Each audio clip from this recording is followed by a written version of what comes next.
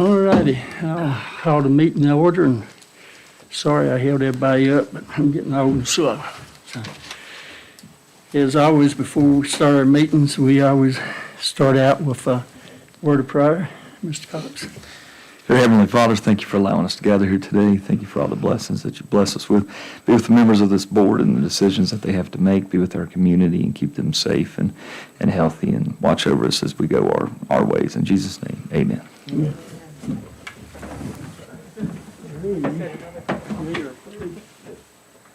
I pledge allegiance to the flag of the United States of America and to the republic for which it stands, one nation, under God, indivisible, with liberty and justice for all.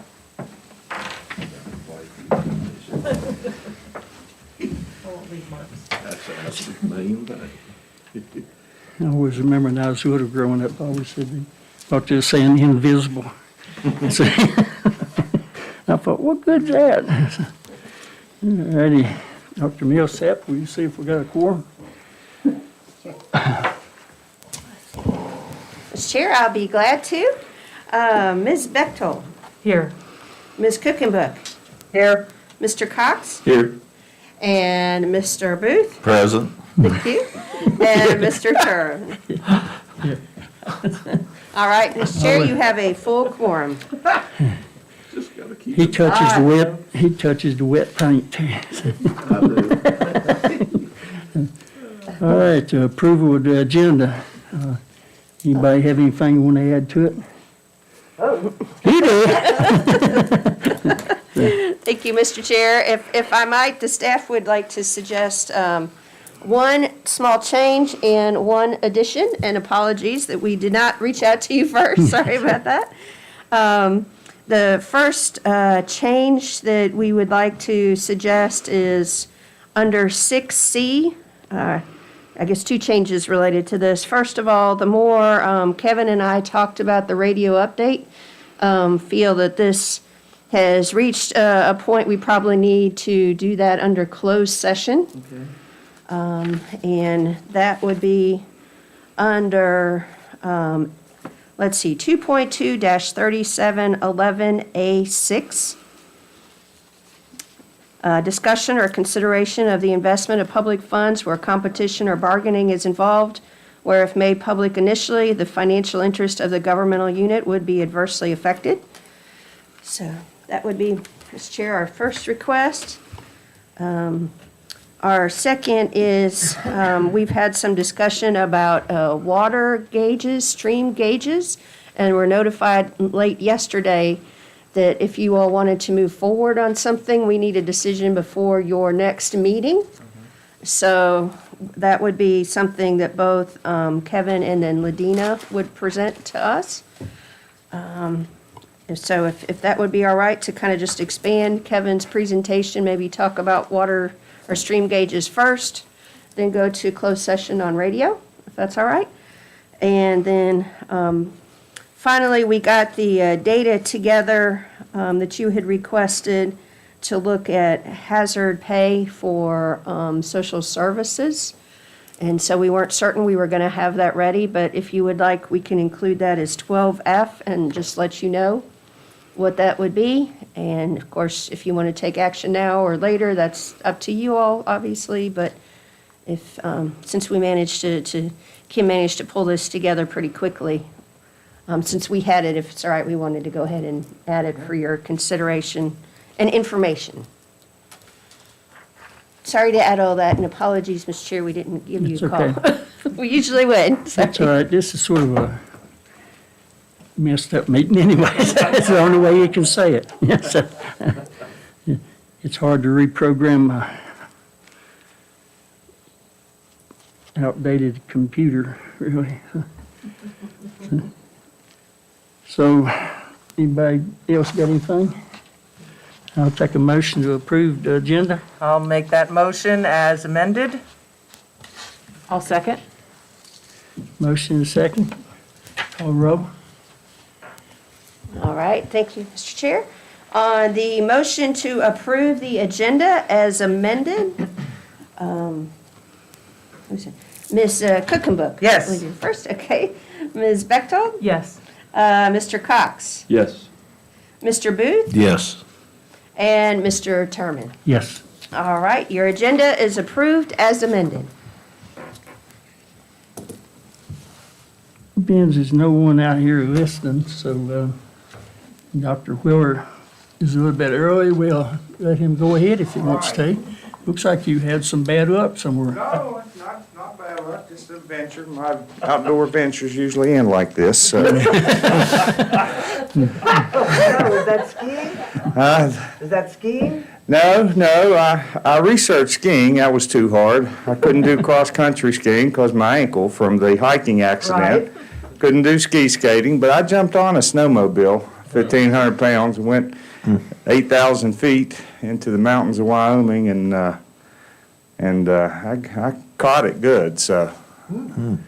But it was another fun event to get off the mountain, but It's a we'll see. beautiful place out there. Oh, yeah, I was hoping to enjoy it a little more than a car window or walking through the town, but No. I'll see. I go next week and see if we can't not do surgery. So it broke and dislocated, and not the first time I had to put my own shoulder back in, so. But luckily, this is the first time on that side. We need to start going south to the flatlands. I'm gonna tell you, I broke my own, I seriously have a rule, at least 1 foot on the ground, and I should never have done it. But that's okay. That's all right. If it goes to flatlands, then you're on four-wheelers. But we're, just give you a little bit of an update. Obviously, we don't have, as of this morning, we don't have the House or Senate templates. Obviously, with the way the world is, we have a couple pretty heavy lobbying groups that keep us informed as far as superintendents. So we'll see how those two shake out, and then when it goes to the governor, same thing that we've always done. Our baseline is, and you can look at our budgets before, we're keeping, at this point, we don't have a whole lot to go on. We can have a balanced budget, but we still have some more needs, and that balanced budget involves the exact same amount from the local that we got. And, historically, for those, this is our sixth one. Before, you have to understand, when the state says we're giving a raise, school systems are totally different. We don't get enough money for everybody. And what has happened here historically, and you can look through our budget, during early years where there was a lot of money locally, that was to support a raise. In our 6 years, we haven't had to ask for that money. We just basically have done it within. When the state gives a raise, it's for their share of SOQ positions. So that's about 2/3. That doesn't involve everybody, because SOQ positions are not everybody. And as we always do, everybody gets a raise. So this will be a big year. The initial, there's 4%, 5% in there. Right now, our budget has a 5% raise, and hopefully 5% over the biennium is what the current budget sitting in Richmond says, and we'll see how that goes. There's a lot of little caveats to that budget that there'll be details on how they're going to give us that money. So we'll see where we are with that. The other part of it, the money they'll give, they're looking at the infrastructure, and that's a one-time pot of money, which we don't get a lot. We'll probably go after 2 roofs and get those up to par, and do a few other little projects with that. But we're probably the same place we are every year at this point in the budget. We don't have the House or Senate templates yet, and then it'll go through and get kicked around. But we'll know more and more. We have a meeting Thursday. We're in the same place we were last school board meeting. But there are some other needs, and the biggest thing, when we restructured the salary scales to make them work correctly, the mechanics, you got to keep giving a step and giving a raises to be competitive. And because we don't get hit too hard by the teacher shortage, most of the other 11 do. So we got to stay competitive. And obviously, we're the largest employer in Floyd County, largest employer of Floyd County residents, and we want to make sure we stay as much ahead of inflation as possible, which can't happen every year. But so that's where we are with the budget. Once we get more, we'll news on it, get a template, it'll be revised. And we'll have you one by March 28th, hopefully. But everything else, we're on track. Like I always say, the CCDC is not going to go over budget at all. We're working with a few little things, tweaking them. If we have to pay in-house for a couple of them, it's not a problem. Right now, we're still looking at probably end of April, May, which will be fine, a good transition time. You know, the biggest thing we got to do is find the stuff that we're not putting in there. We got to find a place to store it. We have, especially with welding and building trades, it's on loan basically from different places. That's just how that works. But we're all right, nothing major going on there, so, which is a good thing. And we'll continue, and school year's going good, and we'll get to the next phase of the pandemic and see where we are. But like I tell our board, there's no question that these 2 years are going to impact our budget. Cost of goods is over 150% higher now for our consumables. Most of that is CTE.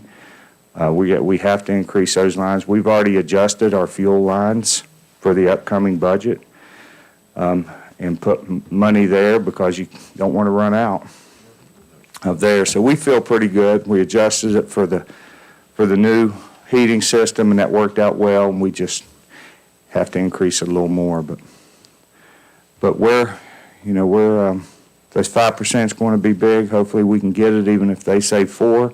We're going to still work, try to get a 5% raise, and we'll go from there and get into the stretch run of the last 9 weeks here pretty soon. So, Yep. Would you have any questions or? Go ahead. Yeah, I do. So with this infrastructure money, obviously we got ahead of the curve. Is there any way for us to recoup or, I mean, I'm sure you and Darren and everybody has tried to look at things like that. Well, I think the biggest thing, we do have the roofs. We don't Right. have the details.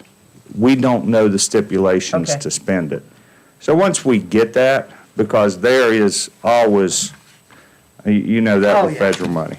Yeah. I mean, so once we do that, we'll absolutely look at it. There's no question the roofs are, these aren't going to be, hey, let's build a pretty outbuilding. This Oh, yeah. roof has to be replaced in the next 3 years. We have the money to do it now. And we'll start those estimates, because an estimate doesn't last very long these days. No, not anymore. I mean, it just doesn't. So we're going to have to wait until we get the guidelines on that money. Now, that's in it now. I mean, once you got 3 more budgets to go through, House, the Senate, and then the final governor's budget, Right. and then whatever it goes. Yeah, I don't know if it will still be in it. Now, our amount could possibly just cover 2 roofs. We're not getting a lot of money. We couldn't build a structure with what we're Sure. getting. But as far as that goes, I was looking, if we run into some bumps in the CCDC, if it qualifies, if there's something like that, if it qualifies, but we just don't have enough information right now. Right. But once we do, we'll definitely look at that after we get those roofs, because the roofs are going to Yeah. stay ahead of the curve too. And just for the newer members, the 2 roofs are, Check's the first one. right? And then the one over the worst one is the one we're getting fixed in the CTE building. Right. So that was taken care of. And then the high school around the cafeteria there. you know, and I don't know if it'll fall in, the other thing that we need, and we'll have it at the CCDC. We have some really large generators. It's going to be a great emergency space because we're going to have a kitchen, we're going to have space, we have plenty of bathrooms. I'd really like to try to replace some of our other generators, and as much for emergency reasons and shelters. And I don't know if that money will tie to that, but I mean, that can be a long-term plan because they're old, but they're working. But we just got to get the details on that, on the budget. Be happy to look at that, not a problem. Thank you. Anyone else? Yeah. I got lazy in my duties. This was brought up to me probably a month and a half ago, and I apologize for not getting it here sooner, because I intended to reach out to some of the school board members, but between forgetting and not having time, I didn't get to. And since then, I've had, a couple of parents to ask me the same thing. It's more or less a suggestion. If you could bring it up to the school board.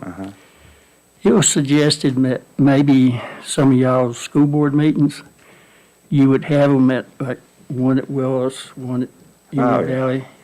We can look at, we can look at that. Yeah. They said they felt like it would be more parent participation,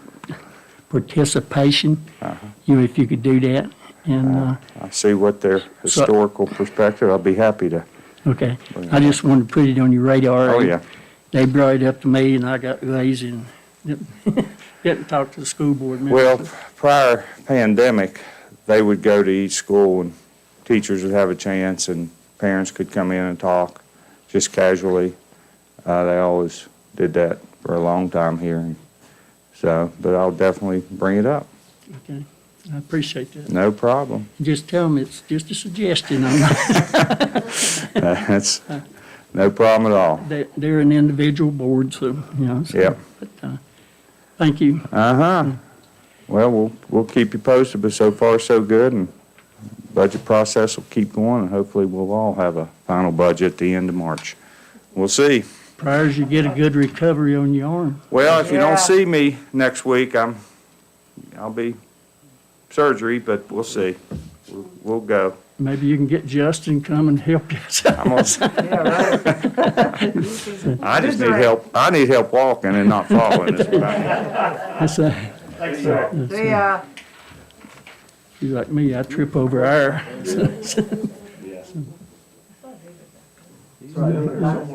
I seen him. UPS man had him cornered there a minute ago. Yeah, I found a whole beamer. There it comes. Yeah, I found it. Everybody just be sitting Nobody there. had seen Where it. you been? I was the one that unearthed it. You use dental tips? Hey, David, Don't even sit there. don't even sit down. Yeah, right, we're Some of them, going in. I don't know if any of you all know Tay Taylor, some of them suggested you Yeah. get here a little but early. he was out there and I got talking to Tay, and that's, if you know Tay Taylor, you know how that goes. Oh, yeah. Better not go down. Get He off may his get blood? mad and hit me. No, unfortunately, he's very, No free it's pen? no funny, What? yeah, not even a free pen. What? We need some calendars, actually. Hey, where are you? All right. Not that it matters to you all, but I might be a little disorganized here. I've got Pulaski last night, Floyd today, and I got Giles tomorrow. I'm going to have 3 of my 4 board meetings in less than 48 hours, so. Fortunately, Try to go easy on I've got people to try to keep me straight, so it's okay.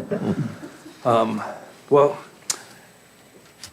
I guess February was a little bit kinder to us than January was, but still a lot of weather-related things. But in between that, we were able to do some pipe cleaning, some pipe repair, Goose Creek, Stagecoach Run, some potholes, mostly on the primaries, 221 and 8. Did some on Daniels Run and Franklin Pike as well. Still working on some of that bluff on Thunderstruck. They've started, I don't know if they're finished with the ditch there at Ridgeview. On Route 8. I know that I went by it today, I actually turned around and took a better look. Some work has been done. I'm not sure if they're finished or not. Right. We're having a staff meeting with the superintendents this afternoon. Ricky Nichols out of Willis has that section, and I'll ask him if they got any other plans on there. I saw some equipment sitting there. So that is at least more than halfway done. I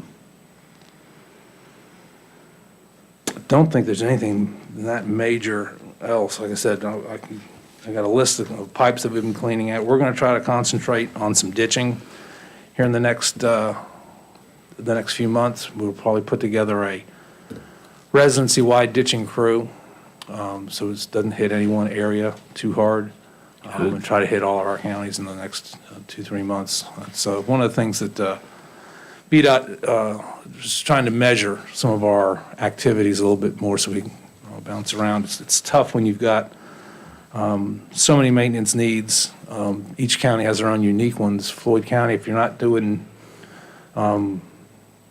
ditching, you're doing gravel road maintenance. So it's always a trade-off. So we're going to try to concentrate on ditching. It may maybe we have to get off the gravel roads for a little while and get some of this ditching done, but we're also going to have to do a lot of patching here in the next few months because we have the overlay schedules coming up. And I don't have that list yet. I asked the guy this morning. He'll have it to me by tomorrow. So I can send it to the county. I can email it to each of the board members. I can do however you'd like to do it. But we'll have an overlay schedule of hot plant mix overlays, probably mostly on the primary. There'd be some on secondary. Surface treatment, and then that preventative maintenance of a slurry, seal, or latex. There's usually not much of that. All right. I'll have that list for you soon.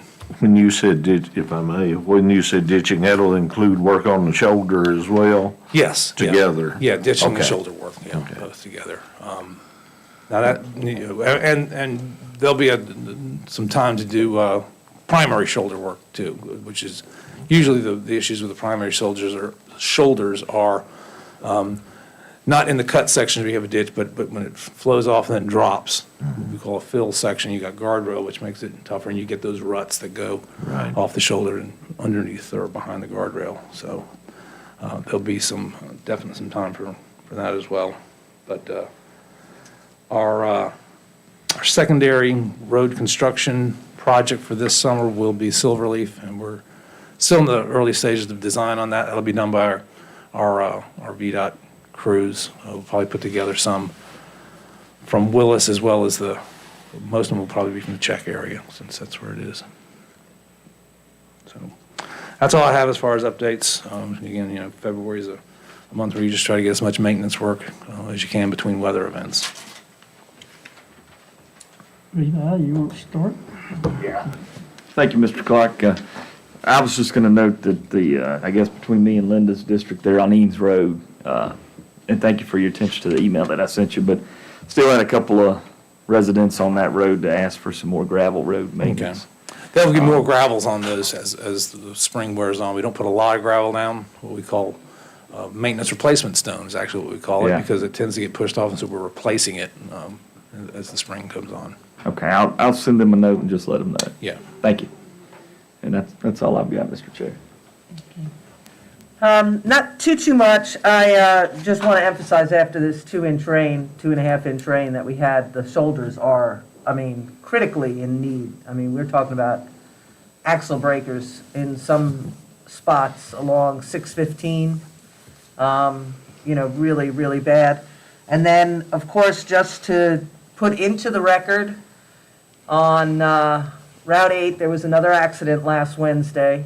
Car careened off the side of the road between the White Rock Church and State Route 602, Laurel Ridge Mill Road. It was a very severe accident. Again, it's that stretch of Route 8 that we keep talking about. I don't know if you need to talk with our compatriots in Montgomery County about perhaps lowering the speed limit. If they're not going to do anything, we have to try to do something. I'm not sure if that person is still in the hospital, but it was a severe accident. And tied up Route 8 for almost 2+ hours. I know it's part of trying to figure out a way to get something corrected, and I know it's an uphill battle, but I just have to bring these things up when they happen. Oh, 'Cause I absolutely. Sure. don't want to sweep them under the rug. Nope, shouldn't be. These are lives that are important, and I just, I'm sure it was a hydroplane accident perhaps, didn't know the road, I don't know. Even when you know the road, sometimes when that rain is coming down in sheets like it was, it's difficult. You know, I really appreciate the work on Thunderstruck. I know that's a road between Jerry and mine's district, as is Eanes with me and Levi. There are a couple of them like that, so I just want to let you know that that's important to me. I know the folks on Silverleaf are very happy to hear that things are moving ahead, and I appreciate that. And that's about it. I just, you know, I mean, I understand that the gravel roads are kind of going to take a break if you have to get to the ditching, but don't forget the ditching on the gravel roads too. Right, well, I yeah. mean, that's because if the ditching is done properly, then the gravel tends to stay longer. I mean, you know that. Sure. Just depends if you got teenagers on it. Yeah, that's true too. And also, thank you for the work being done to lower the speed limits on Franklin Pike in that highly congested area. I really, really appreciate that. I kind of believe that'll save an accident or two and perhaps a life or two. That's really important. Thank you. Sure. See, I told you we'd go easy on you. Yeah, that's good, yeah. I don't know, we're only 2/5 of the way through here. I'm going to say thank you for your work. I know that you are aware of all the potholes and Yeah. ditching and everything else, so I know you'll get to it when you have time, and I appreciate it. Appreciate the work that everyone's done and your attention to some of the things that we have brought up. I was going to mention that at the church, I was going through there. You may want to clean that drop inlet out again. A year or two ago, we backed up in the road there. I noticed when I was going through, water had backed up in that back up to the church, so it may be starting to clog up again. I hope that didn't Yeah, I don't know. cause that accident, but, of course, you were doing a change order on this cement work because you're gonna do the signs first. Any update when the signs is going in? And because this over here on Fox needs attention. Yeah, it'll be the same crew that does the concrete work on both those. I'll get a schedule for that, Okay. probably this afternoon when we have our meeting. All right, if you get a new schedule, just so I can answer questions on that. Please pass on our thanks. The crews have done a great job. Really have. They really have this Thank you. year. Yeah, And I don't know what you did after our first snow and our discussion about that, but it's changed drastically. Good. Or greatly. yeah. Yeah. Sometimes you have to do a little tweaking after those first ones. Yeah, a little tweaking, I like it. But thank you.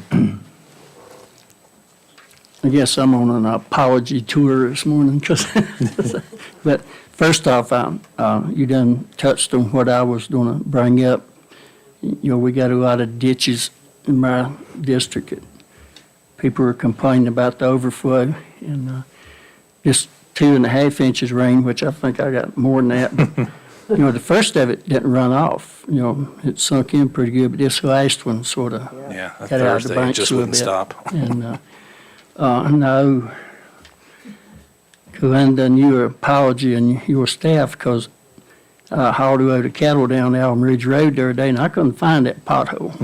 You know, because I kept watching for it. I just knew I was going to drop a wheel in it, but on below there, I believe what it was the center of the road where the Okay. pavement is come out. There's sort of a ditch through there, and I guess the water just collected there, and maybe I was going a little bit faster than I should have, but, you know, and I won't go there. But anyways, I'm sorry I give you all wrong information on that, and but I do appreciate your good work, and you know, they put some gravel on my road the other day, and then they came through with a grader. I thought, boy, that did a lot of good, but I owe them an apology because they brought all the gravel in after the rain washed the mud off. We had a pretty gravel road up here, so.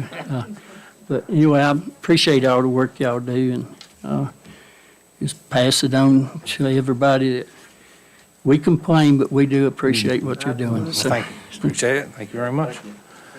And, Thank our crew. Turned out to be one of the easiest days he's had. yeah, that'll be great. You're Yeah, right. I'll go back and I'll tell Ricky and Ronald that we had a good meeting. Absolutely. Still stuff to do. Yeah. But, you know, they know as much as anyone else because they ride around, and it's just, they wish they could do more as well. I just have one question. When the crews are out, I know like with our truck drivers on their trash trucks, they go out to the site and they realize there's a problem, they make a note of it and report back to does staff do that? Does the workers and stuff, do y'all have a program set up where they do that? Oh, yeah, I mean, yeah, if If they go out to work on something. yes, just a they crew and see something. else, Sometimes they'll just go ahead and take care of it. You know, I mean, Ronald Sowers is the superintendent, but we'll just use Czech as an example. At Czech, Kenny Chafin is his maintenance supervisor, his assistant. You know, they can only be at a certain number of spots. So you'll send a crew out, and that's a really good crew, that Czech crew. I mean, the Wells crew is too. But they're all, they all have quite a lot of initiative to do. Either take note for something that needs to be done in the future, or take care of it right then at the time. I figured you did, Yeah. I had the question posed to me and I couldn't answer 100%, but I figured you did. And they all generally live in the area too, so, you know, they're driving back and forth to work. They see stuff even then when they're off the job. as Jerry says, one more thing. And this is in Indian Valley District, but it's just across the line for me. You know, down Shady Grove, just up past where it goes up Meyer Fork Road, it's like an S curve right before you get to the cabinet shopper on the left. That curve right there is pretty blind. Of course, I go in and out there a lot feeding cattle, but, you know, I've almost got hit on the farm tractor. Because I don't see them, they don't see me Yeah. when I get started in. Then I've had other people talking about when they come up through there, it sort of catches them off guard going around there. And I was wondering if maybe you could slope that bank back about 2 foot or something other. You know, just give you a little bit more visibility. We've done a lot of work kind of like that. Is that safety and operational funds we get? We get a little bit of money. It's similar to your telefee money. We can do whatever we want with it. Right. And we've done, I think we did the intersection of Coles Knob one time. We laid back. And we did it on, shoot, I can't remember the name. It's not Allen Ridge. We did it on another section in that area. But anyway, yeah, those are good projects. We like doing those. The crews know how to do them Right. well. So yeah, that's one we can look at for sure. Okay. And I think we're done now. All right. Thank y'all. Thanks, sir. Nobody needs a break, we'll go ahead with Kevin there. Yeah, he's looking around like, which one, me? And, Morning, Board.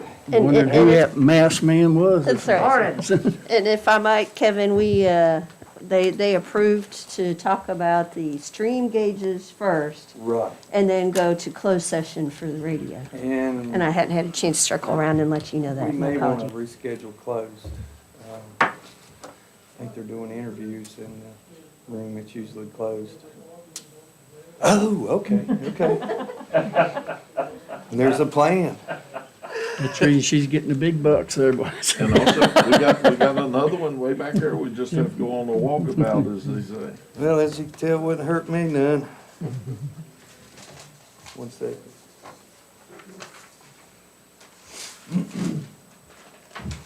I have Ladina with us. This is kind of a twofold thing. It's a little new. And we don't mean to hit you with stuff. We just knew that this was available. I reached out. It was a grant from Homeland Security. There's a new flood sensor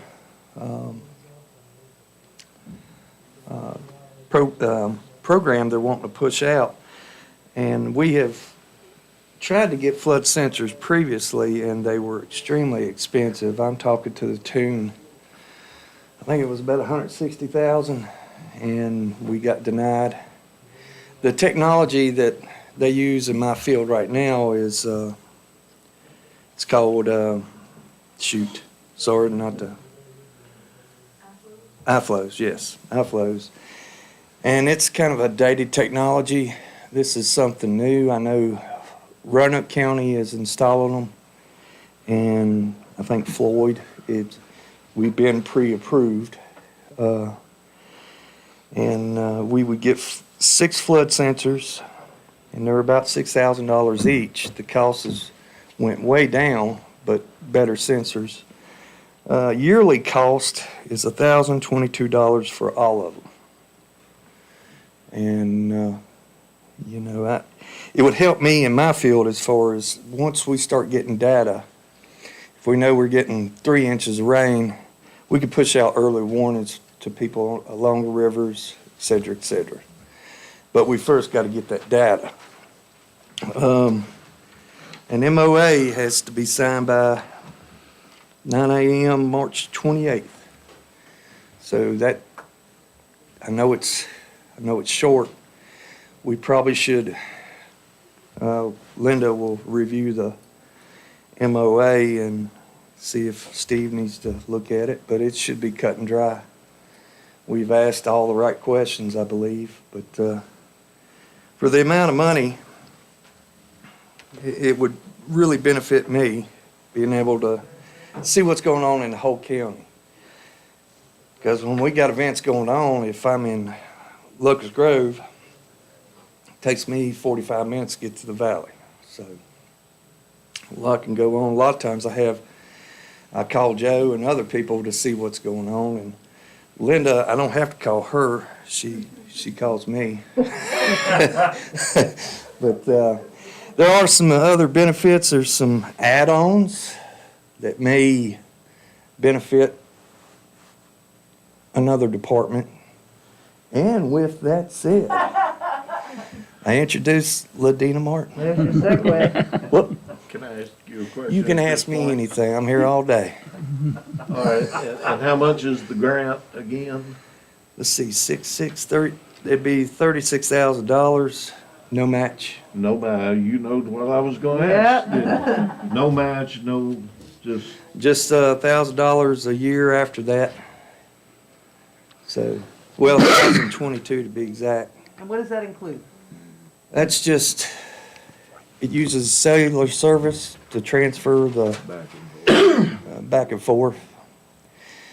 And it's multiple groups that's going to be getting this data. Of course, Homeland Security, USGS, and there's a couple more, iFlows. So this data is important to more than one group. well, and it helps you in the declarations and that. Yeah. But it'll also help our first responders that are responding to calls Yeah. into these areas. It'll automatically, And of course, our citizens. well, yes, well, the whole purpose is Right. for our citizens, but just off the top of my head, I mean, if there's more than one way into a place, they know, all right, if I go this way, I'm not crossing that, so Yeah. they can swing. The data is what's key to this thing, because, if you get kind of trends, and you see how much rainfall is coming in, you can pretty well predict where it's, To the flood. yep.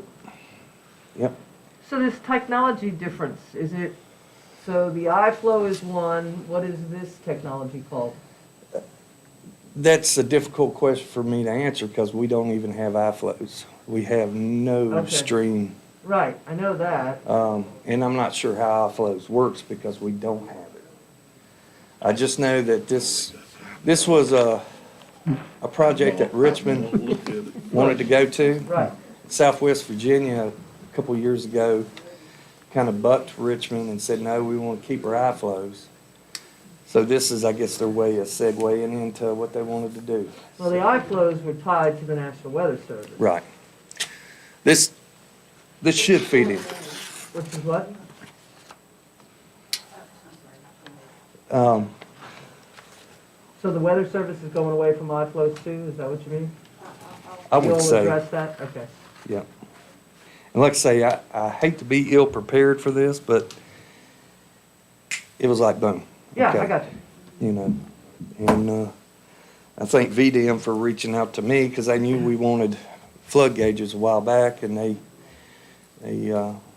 reached out to me and said, hey, call this person, and it all happened, so.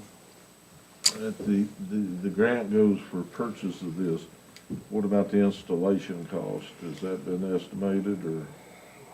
That would most likely fall on me and our maintenance guy. I don't think it takes about an hour to set one up. Well, it's very important because Floyd stands on the top of the plateau, so everything that falls here ends up going everywhere else. So Right. It will benefit our it- neighbors. It is very important to, to the entire region. And we're gonna look at that as far as, well, I'll let her explain kind of what she's looking for, and I support what she's looking at.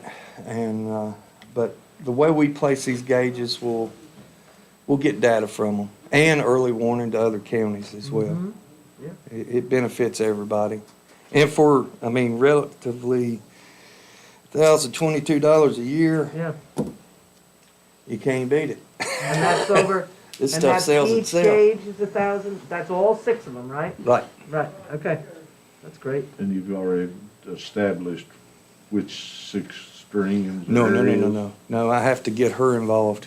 For that? Okay. Yeah, she's my water girl. Is that a sequel movie? Yeah, Yeah. yeah. Ladina, you wanna? All right. Thank you. I think y'all have already covered most of the ground I was gonna cover, but Chris, if you.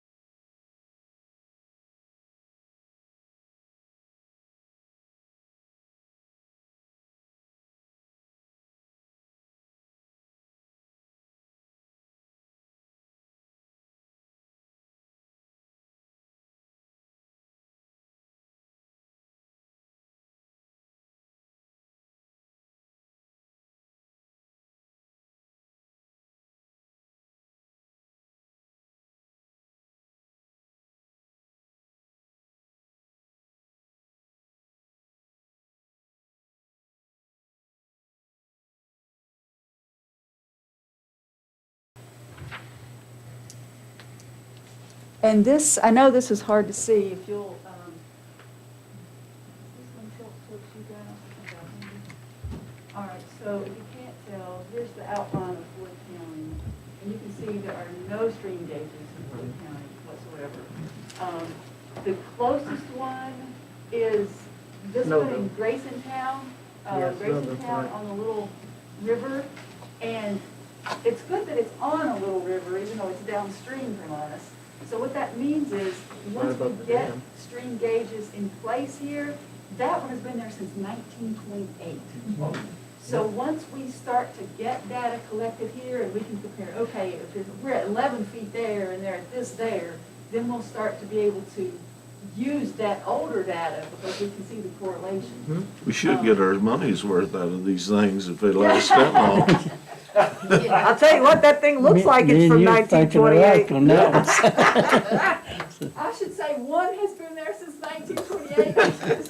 No, I mean, it's an older looking one. No, what are you talking about? All right, next slide, please. All right, so this is the little river one that's there, like I say, in Grayson County, Pulaski County. Just to give you a sense of the data that it gives you, you can see kind of hourly data. It may even be every 15 minutes. I know the rain gauges are. But then you can also see, if it's been raining for 3 days, you have the ability to see, okay, the accumulated that's happened, and that kind of thing. So it's very useful. And so this stream gauge is what, of course, Kevin was talking about. Next slide. Again, rain gauges, as I mentioned, there are 3 in Floyd County that are connected. Well, there are many rain gauges in Floyd County. Lots of people have rain gauges. But what I'm talking about are rain gauges that are electronically connected to the National Weather Service to be able to give them real-time feedback on where it's raining, what the intensity level is.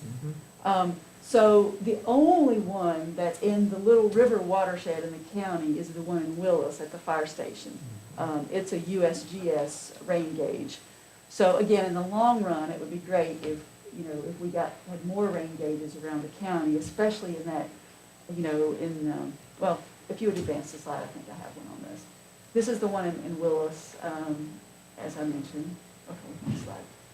But you had them, if nothing else, had them at the fire stations, that would give you a general. Exactly, fire stations, elementaries, somewhere kind of spread out like that.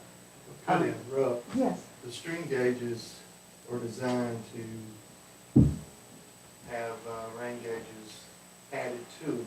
I don't have the cost right now. I requested that information, I haven't got it yet. So just FYI, because that would eliminate having to have another communication device pushed out all in one. Yeah, great point. No, that's great.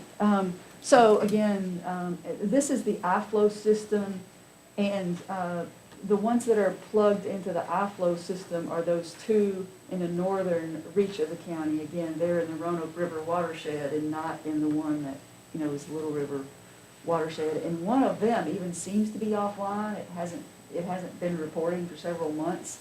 But anyway, next slide, please. I think maybe back one. Back one more. There we go. All right, so that's the flood thing. And just quickly, again, this is a review for most of y'all, but just to kind of, share. Drought is another water disaster that we are very vulnerable to.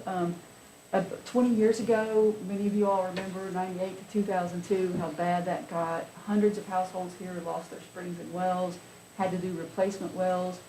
Some people had to do more than one replacement well because they would go down 1,000 feet and not get water.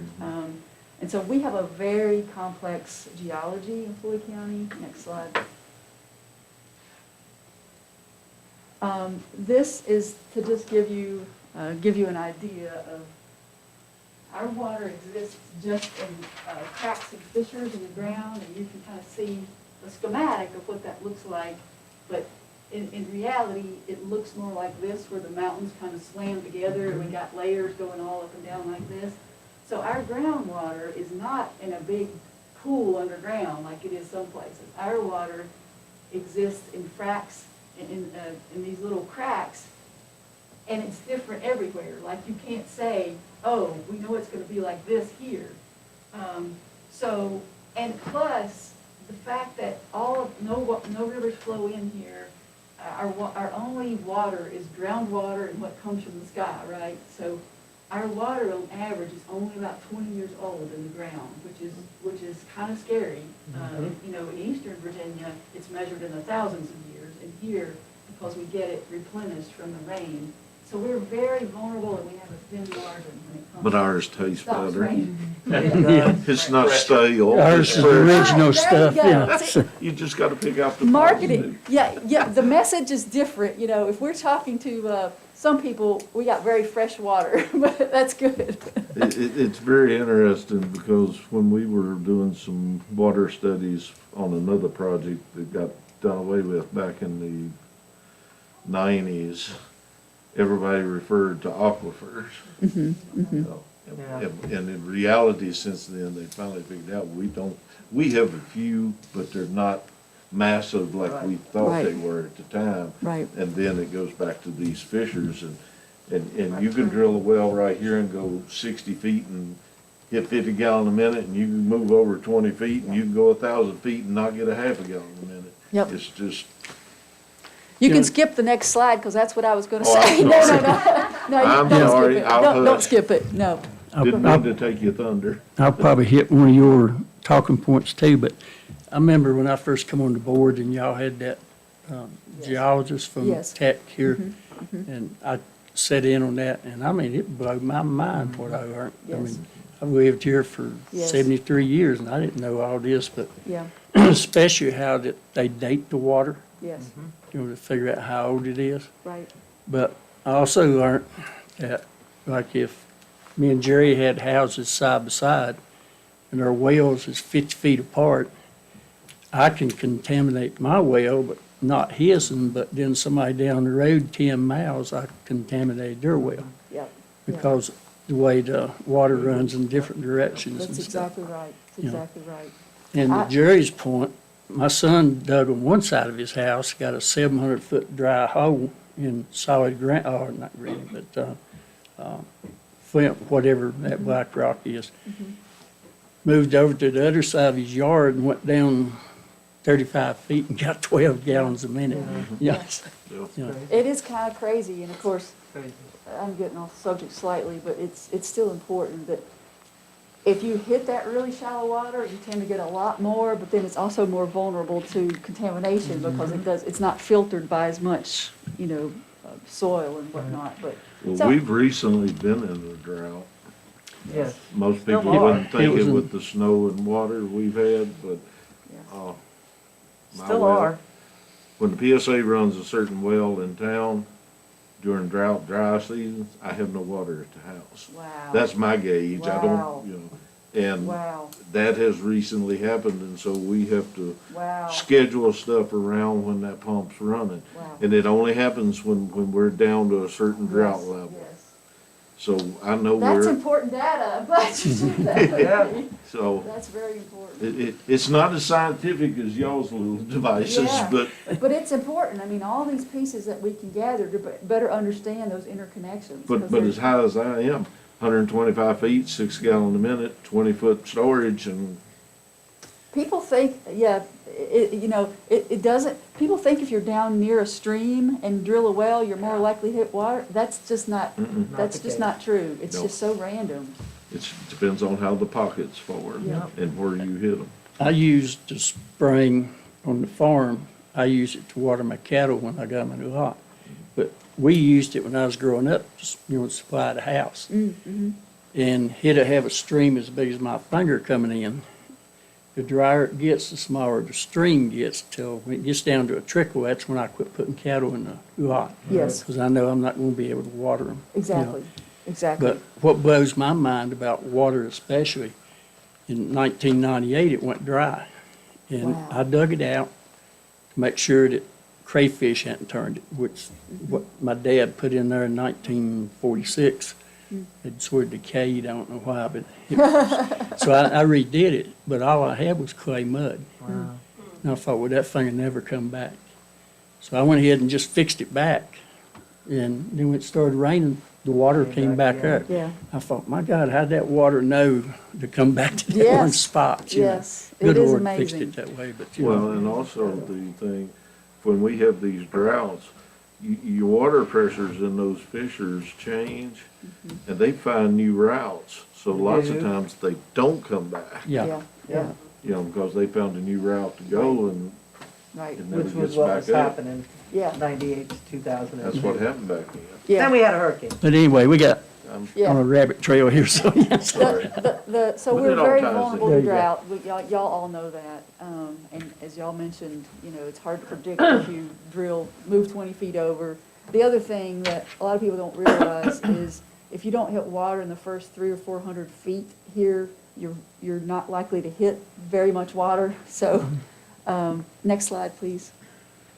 So anyway, just to add to what Kevin was saying, real-time stream gauges and rain gauges would really help provide early warning for flash flooding and drought. We're talking about stream gauges today, but if an opportunity comes that's reasonable, whether it's grant or whatever. And you mentioned fire stations getting rain gauges. I thought about elementary schools, but the important thing is to have them spread around different parts of the county so that you can get, data across. So, all right, thank you very much. That's all I have. So I see, what is that, 4? So you're thinking of the Little River, the West Fork, Big Indian Creek, Dodd Creek, and, Those 4 are from the grant application that Kevin mentioned that we did Oh. after the 2015 flood. okay, but that's 4. That's 4, and so, there's flexibility if y'all have ideas on additional places that you want to make sure that we have good coverage. If not, I think we can check with the National Weather Service and see if they have suggestions on that. Thinking the Locust Grove area. So yeah, I was wondering if in Locust Grove, you were to put it on the headwaters of the Little River, because sometimes that stretch basically from my ridge over to the edge, it's kind of like there's this highway of rain, falls over your house, goes over to Lauren's house, and it just falls, and all of that area is the headwaters to the Little River. There's like 3 or 4 of the different tributaries that actually form the Little River right there. Okay. So it might be a good idea somewhere around Jack's Mill, something like Okay. that, because there is a lot of rain that falls Okay, through there. good to know. Yeah, I was Yeah, getting- Birch my Fork road- is another Right, area. I mean, Birch there's all Fork. areas in everybody's, but just in my travels, that's one of the areas too. You Okay. start down about, Little Fox Church. yeah. That seems like that's where the water congregates. Okay, And then when it goes on around down towards Carroll County, it picks up a lot of streams down through there. okay, good to know. I think it's Beaver Dam Creek too. Beaver Dam's is probably a good one. That thing can be the quietest little stream, and you start getting 2 days worth of rain, and that thing is just And then that flows dumps on a radar right, hollow. and that dumps right into the Little River there, Yeah. Okay. right outside of town, right near Phoenix Hardwoods. Okay, In the West Fork, that's probably the prime place, definitely. yeah, yeah, The okay. most Oh. dangerous places is Shawsville Pike Mhm. and Indian Creek. Yeah, The drop in elevation on those two Sure. just intensifies it. right. And with Shawsville Pike, it dumps in Elliston. There you can go Montgomery, Salem, Montgomery, Shawsville, Salem, and London. Right, Glenbrook. But we'll have to meet, and I know that Roanoke is interested in where we're gonna place these, so, because they're on the same program. Well, these can be added to in the future too, right? I mean, you Yeah, can but add. I don't think grant funding's gonna be, I Well, think this is our one shot. If I it didn't, is, I it's- didn't ask about grant funding. Yeah. Function and the electronics and all that, if we decided we wanted to pay for 2 more sites, they could be added easily enough and the data work together. Yeah, you're roughly looking at $6,000 a gauge. Right. Yeah, and it's minor if it gives early warning, say. Well, that's where I was going. If it's, for $6,000, if it just saves one homeowner Right, or saves one life, it's more than worth it. right. Go ahead. No, you can go Yeah. if you had something. Talking about Birch Fork, see, it's not too far from Reed Allen, Okay, where it Right. comes down. Then Reed Allen runs into Little River, or okay. whatever it is. Then when it goes on down, it picks up Greasy Creek Right. and Meyer Fork down below my house. That adds to it. So this would be good data. Probably if Pulaski wants to know What's coming? about Oh, yeah. what's coming down the river at them. Yeah, right, yeah. That's right. Well, thank you. So was the grant specifically just for 6 gauges for Floyd? Did they come in and say, okay, we're gonna give you 6? It was actually 2 to start with. Okay, And we squeaked them out of 4 more, okay. or Linda did. And are these gauges gonna be connected to the main National Weather Service out of Blacksburg? Or is it gonna feed VDEM, or will it be both, I or? think it's gonna be VDM to start with, through iFlows, but I will check into that. Okay. It should, with it being a federal project, it will most likely go to the National Weather Service, yeah. They'll probably be viewers, if not inputter, they'll Sure. have it on their radar screen. Pun intended. Well, Dana, are you gonna be here all day? I will. Before I leave, I'm gonna stick my head in. Okay, I need to pick your brain on some artisans around the county. okay, sounds good. I got a deal for them I can't refuse. So. Okay. Is there any reason we can't go ahead and approve this now? Yeah. I'm sorry, Yeah, that's what I didn't hear. it'd be good if you would. I was gonna say. Yeah, And you see her eyes light up? Yeah. She said, good. How you needed worded exactly?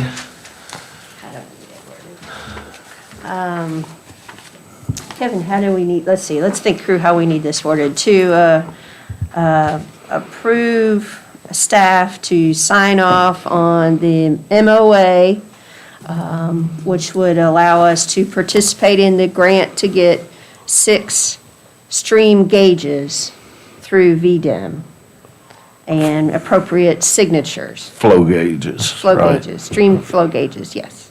I'll make that motion if you're ready. I'm ready. So moved. and I'll second that motion for sure.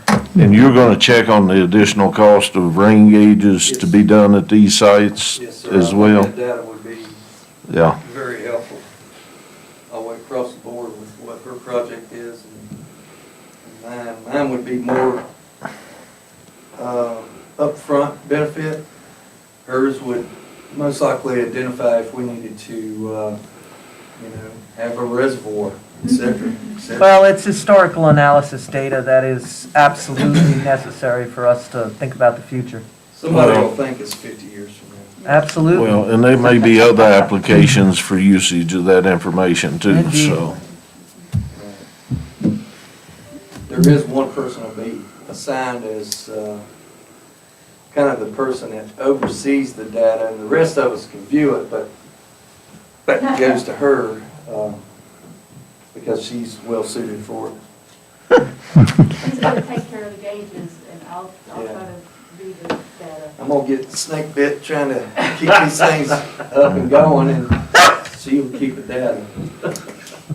It's a tough job, but somebody gotta do it. Yeah. We'll get you a set of chaps. The location of these things would preferably be on like, say, a bridge where it's state-owned. I think Yeah. it would have a little bit more weight if they were damaged potentially. Absolutely. No other discussion? Call the roll.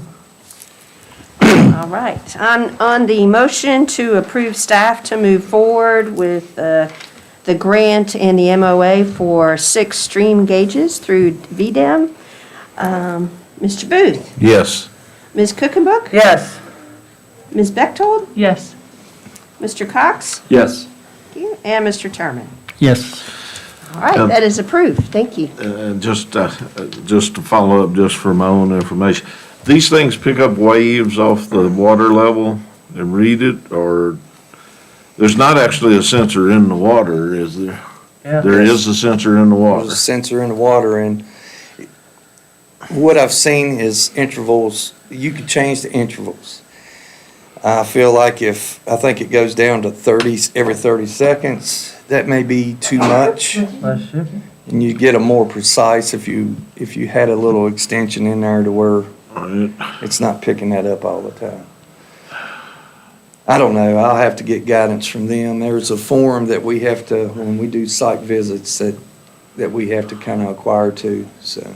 So these have some kind of protective cage? Can be if it need be, but for the most part, these things could be submerged.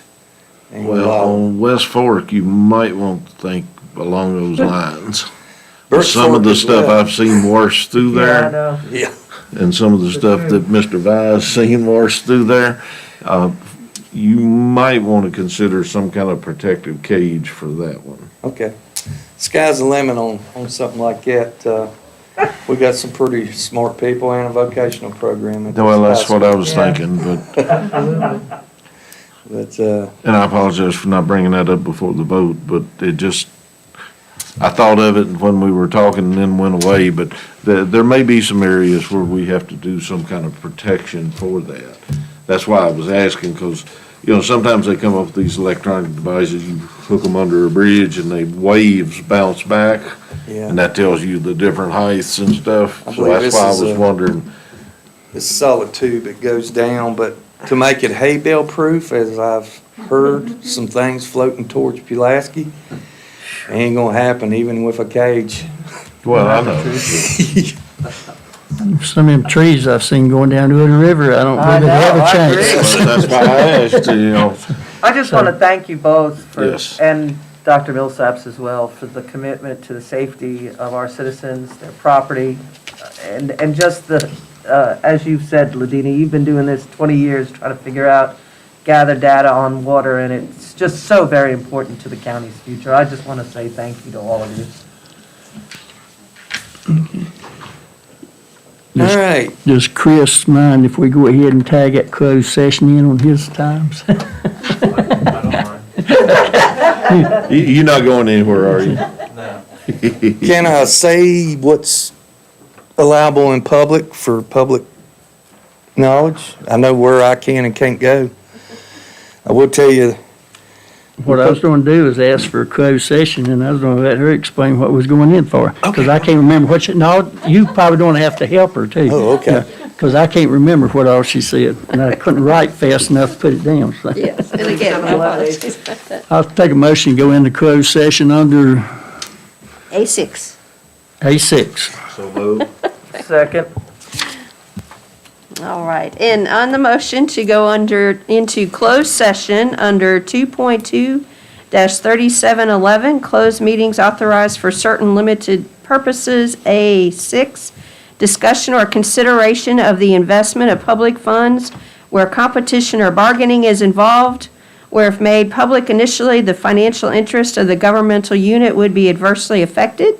And this particularly relates to the radio system for Floyd County. I could have said it a little better, but that's good.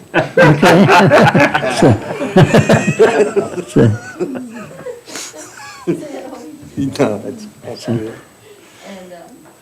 If you all wouldn't mind, since the small conference room is full, we'll move over to my office and just drag in a couple extra chairs, if that's all right. Have you voted? I'm sorry, I didn't vote. Thank you, Chris. We didn't have a vote. So let me go ahead. Is there a motion? Yeah. Okay. Yeah. Have a second. Jerry and Linda, Jerry okay, and sorry. Linda. All right, sorry with that. Mr. Booth? Yes. Ms. Cookenbook? Yes. Ms. Bechtold? Yes. Mr. Cox? Yes. And Mr. Terman? Yes. All right, now we've gone to closed session. My apologies.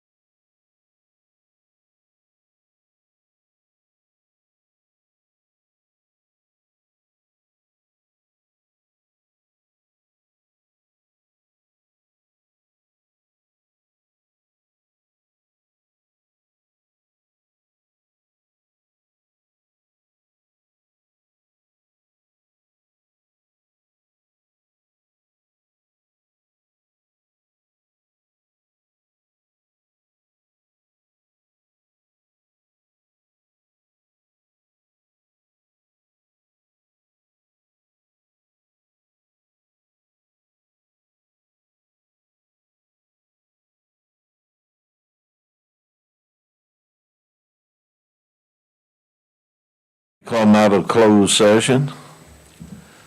Second. Motion second, call roll. On the motion to come out of closed session, Jerry Booth? Mr. Booth? Yes. Ms. Cookenberg? Yes. Ms. Bechtold? Yes. Mr. Cox? Yes. And Mr. Terman? Yes. All right, you're out of closed session.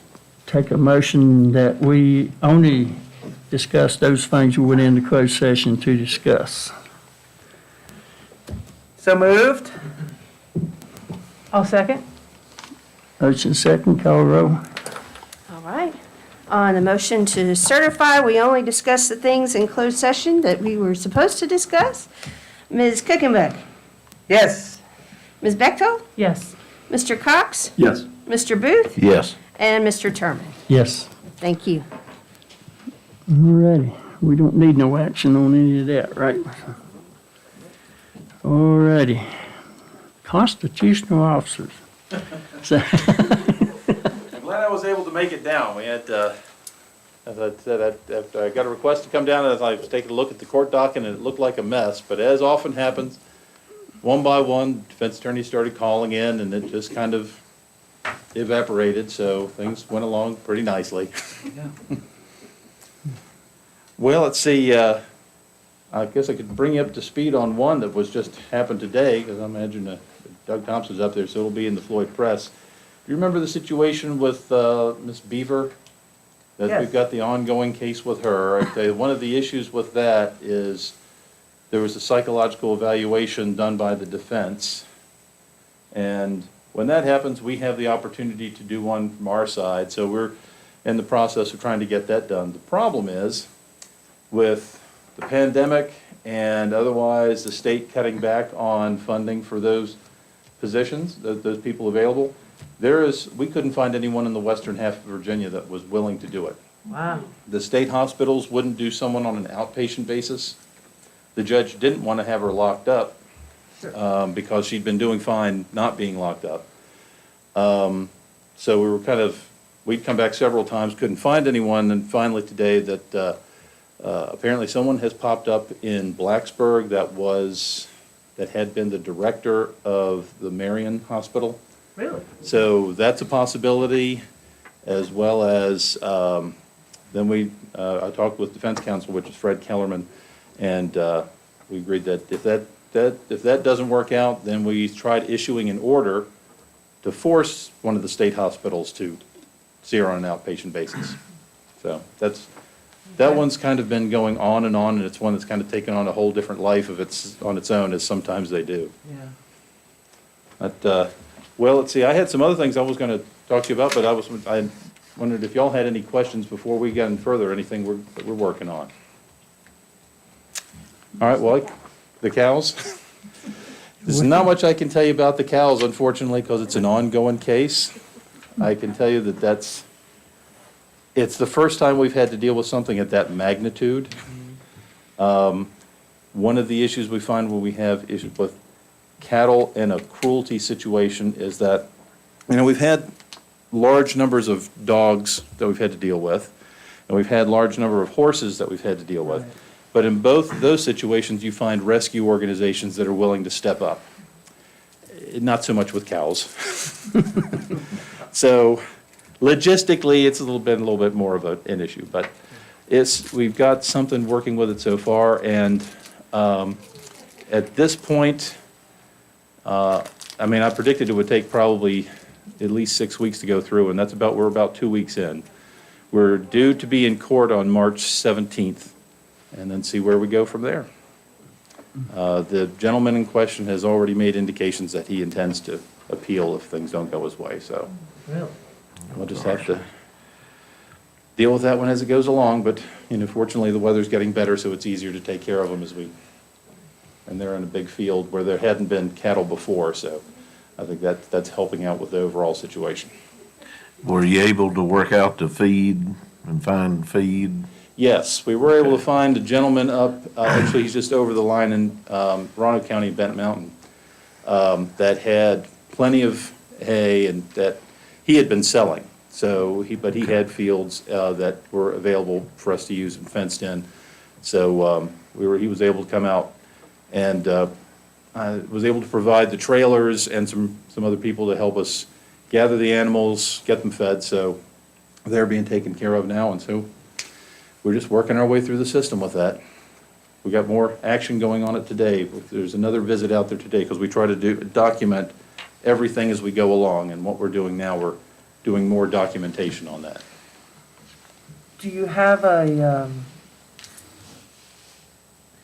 are you concerned, let me rephrase that. Are you concerned about the farmer trying to do something with his cows that are now in the custody of the state, as it were? Or since I it's haven't just seen- so wide open and, Well, I mean, one of the issues that's a concern in any situation like this where people are obviously kind of unstable, I'm worried about that as far as that goes. I think that I don't think that he knows where they are. okay. There's no indication that he has knowledge of where they are at the moment. They're kind of distinctive, so I imagine if he saw them, he'd be able to figure out where they were because of their condition. But other than that, I think that we're so far doing okay. Of course, the people that have them are feeding them twice a day. Yeah. And so we haven't seen anything so far. I haven't had any reports about any issues with that, so. And the vet's still checking them. Yes, I think that, I don't know if she's going to be out there today. I know that she is slated to go out there periodically. And monitor. But she's been on this with the beginning. She's made, I think, at least 4 trips out so far to help us with things, so. So all that seems to be going along as best as we can hope for, and we'll see where it goes from there. Sad situation. It is, it's unfortunate. It's unfortunate it has to come to us having to step in and take action on it. That's just what happens sometimes with people. And Well- although I know you can't talk about it, did this arise from a citizen complaint? No, not this particular incident. Because this gentleman had been an ongoing problem. Okay, And he had been in front of the court multiple times before and had not been compliant with other issues. And so he was kind of on a list to check to see how things were going. And yeah. then it was, I think it was January 10th, I think was when the first issue arose, and we tried to do things to correct it, and unfortunately had to end up bringing charges. Yeah. Okay, because I know with the horses and the dogs, sometimes it's a citizen, Yes, that and usually- alerts your office and the sheriff's office. Oh, yes, yeah, that's usually what happens. In fact, I was thinking back on we're trying to implement the same procedures that we did when we had, like, from about 2-3 years ago, when we had the large number of dogs that had to be taken. So we're going through the same process. It's Okay. just harder with cows. Yeah, So that's where we are with that. There was one thing I wasn't sure, because I didn't follow this very closely, with the hazard pay. This is on an entirely different subject. I wasn't sure if there were a couple people in my office, I wasn't sure if they were included in that process. Yeah. They were, okay, I just wanted to check with that. And there was one other thing I wanted to bring to y'all's attention about that. In the courthouse, in general district court, I know that, and I agree with the approach to have the department heads excluded from that. I think that makes perfect sense. The one thing I was going to say is that with general district court, that I think that Nikki King, who's the general district court clerk, was excluded on those grounds. You might want to take another look at that. I wouldn't say absolutely one way or the other, but her situation is a little bit different from, say, Rhonda as the clerk of the circuit court. Because she's more appointed, she's appointed by the judges, and she works under the judges. She doesn't have the freedom of running her office as the rest of the department heads would over there, being elected officials. She's more at the whim of the general district court judge, Judge Duncan, in this circumstance. So depending on how you apply that definition, he might be more considered the person that would be the department head of that. That just might be worth a second look, because I know that she doesn't have that kind of freedom that Rhonda has in running her office. So I just wanted to bring that to y'all's attention. Other than that, the one bit of good news that I had, and you may already have seen this if some of the records came through, that our cost collection program last year picked up quite a bit, and we were able to provide another $13,000 to the county. I think the amount is $13,436. Doesn't solve all your problems, but maybe it'll help out with one. My name's Jimmy, take all you give me, son.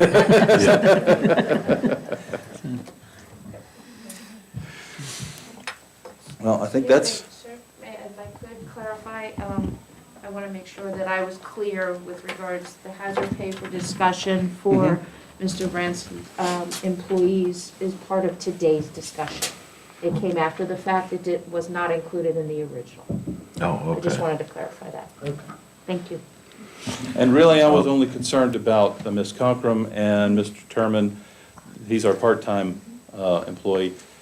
Other than that, we've got Teresa McKenzie, but she's actually a Radford City employee, the way that that grant is set up. And Ryan and I are both attorneys, and so I don't, we're both at kind of at, I guess what you call the command level. So I don't think that we don't need to be included in that. Tommy just blew it, so you know. Well, here you go. I mean, you know as well as I do. Right? Of course, we've got our drug court set up and it seems to be doing well. Yes, it is. It's doing Have very well. you heard any more movement on the mental health part, at least for us? It's my understanding that Montgomery has moved forward a little bit, but I would love to see that over here, and I know that Judge Williams, Gino Williams, is taking the lead on that. When I've seen him, I've told him, make sure that, include us in that, we'll jump on board. I think ultimately it would come to see whether or not, it would probably be done at the general district court level with Judge Duncan.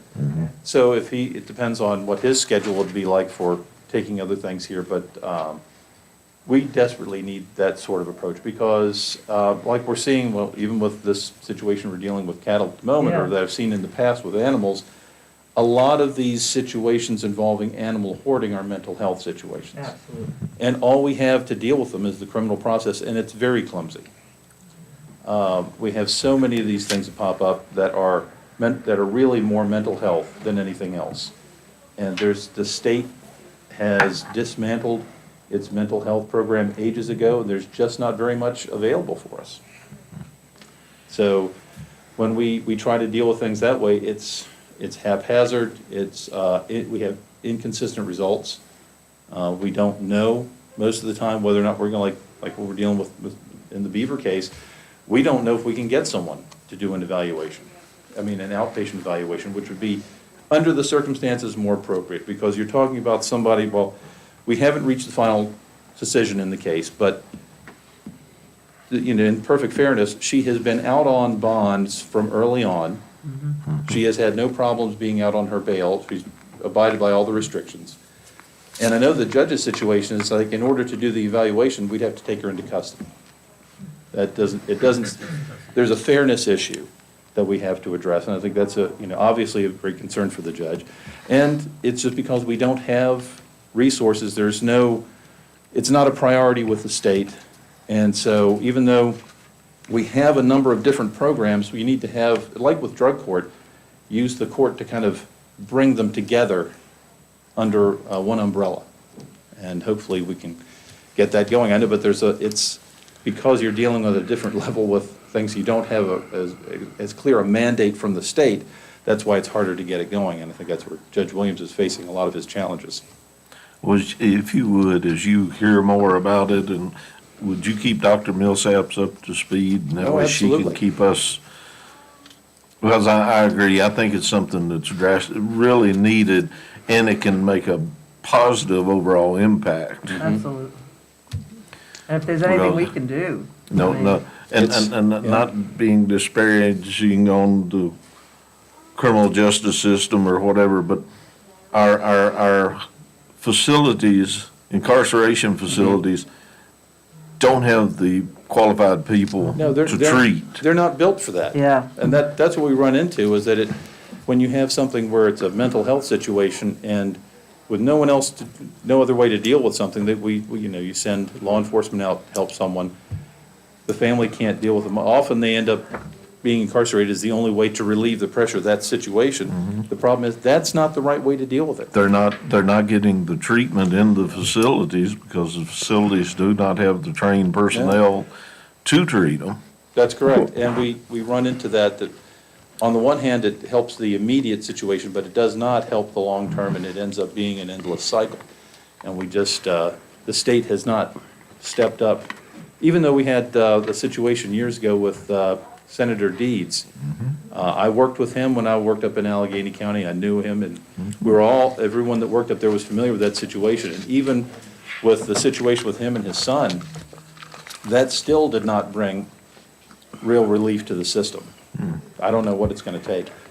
And I'm sorry. Well, I was going to say, and he still is a believer of, and in certain instances, you can keep the, I'll call client in the home. But there's a whole lot more that you can't. Right. And that's the part that's not being addressed. And I just, but if you would keep Dr. Millsap's advised of what you hear as far as that, I'm ready to start tomorrow, and it sounds like you are too. Yeah, it's just, the facilities, I mean, that's, actually, I'm seeing like, last I heard, the Catawba facility, which is, if you've ever been there, I mean, it's a beautiful place. And, the buildings it's actually a good facility, they just don't have the personnel.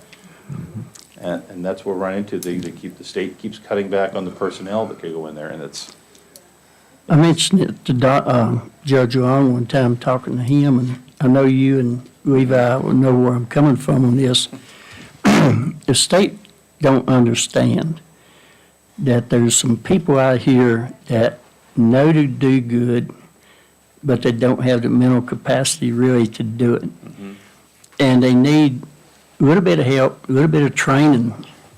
They don't need to be put in New River and all these other places with hardened, I hate to say hardened criminals, because a lot of them's not, but a lot of them are.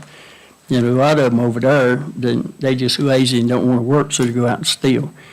And they learn from these people.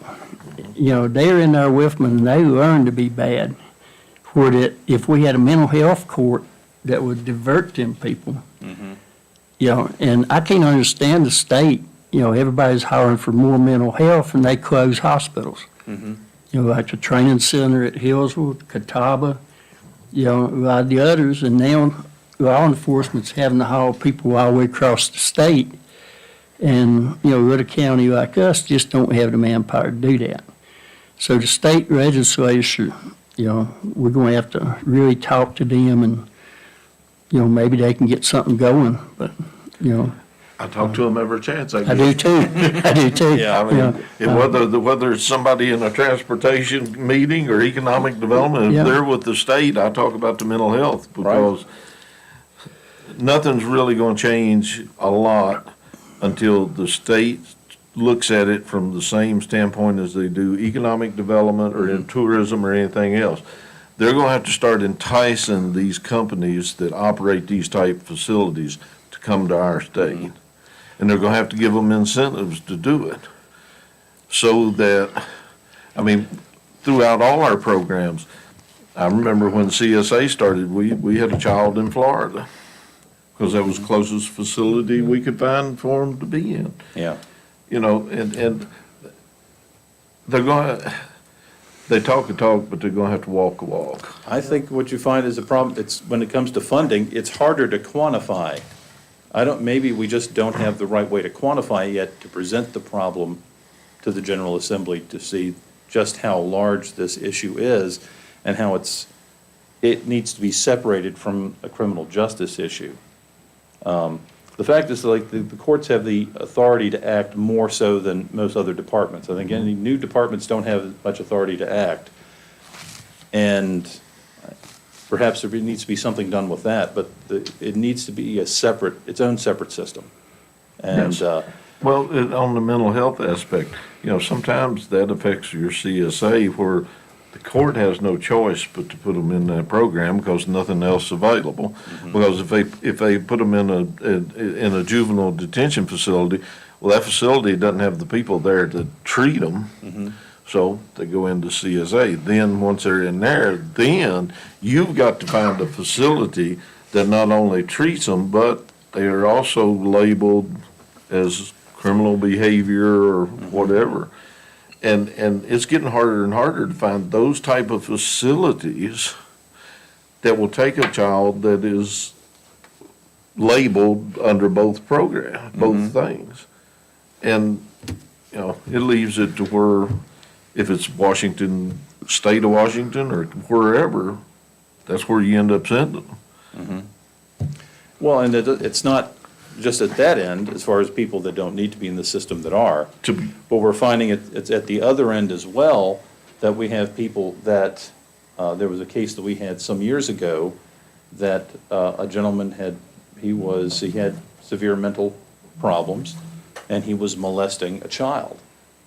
We couldn't bring him to trial because of his mental issues. But the Department of Behavioral Health declared that he was not a hazard. He was not a danger to himself or others, even though we could demonstrate specifically otherwise. We had a hearing with, and Judge Long basically unloaded on them, but it came down to the fact that they didn't have they couldn't act, there wasn't anything to be done with them. Eventually, a relative came and took him out of state. It was a very poor solution, but the only one that we had. And you know, a lot of these people that's in that mental breakdown stage, they know how to talk. You know, down deep, they're intelligent. You know, and they know what answer goes with what question. I've seen them pull it, I don't know how many times. And then, well, like used to when we had the special justices, we had to bring them in. They'd have the hearing right up there in the break room. You know, I had a guy that everything they asked him, it's just like us talking. And special justice told him, was J.C. Snyder, if you remember him. Oh, yes, He asked him, he said, can you pay for the damages that you did?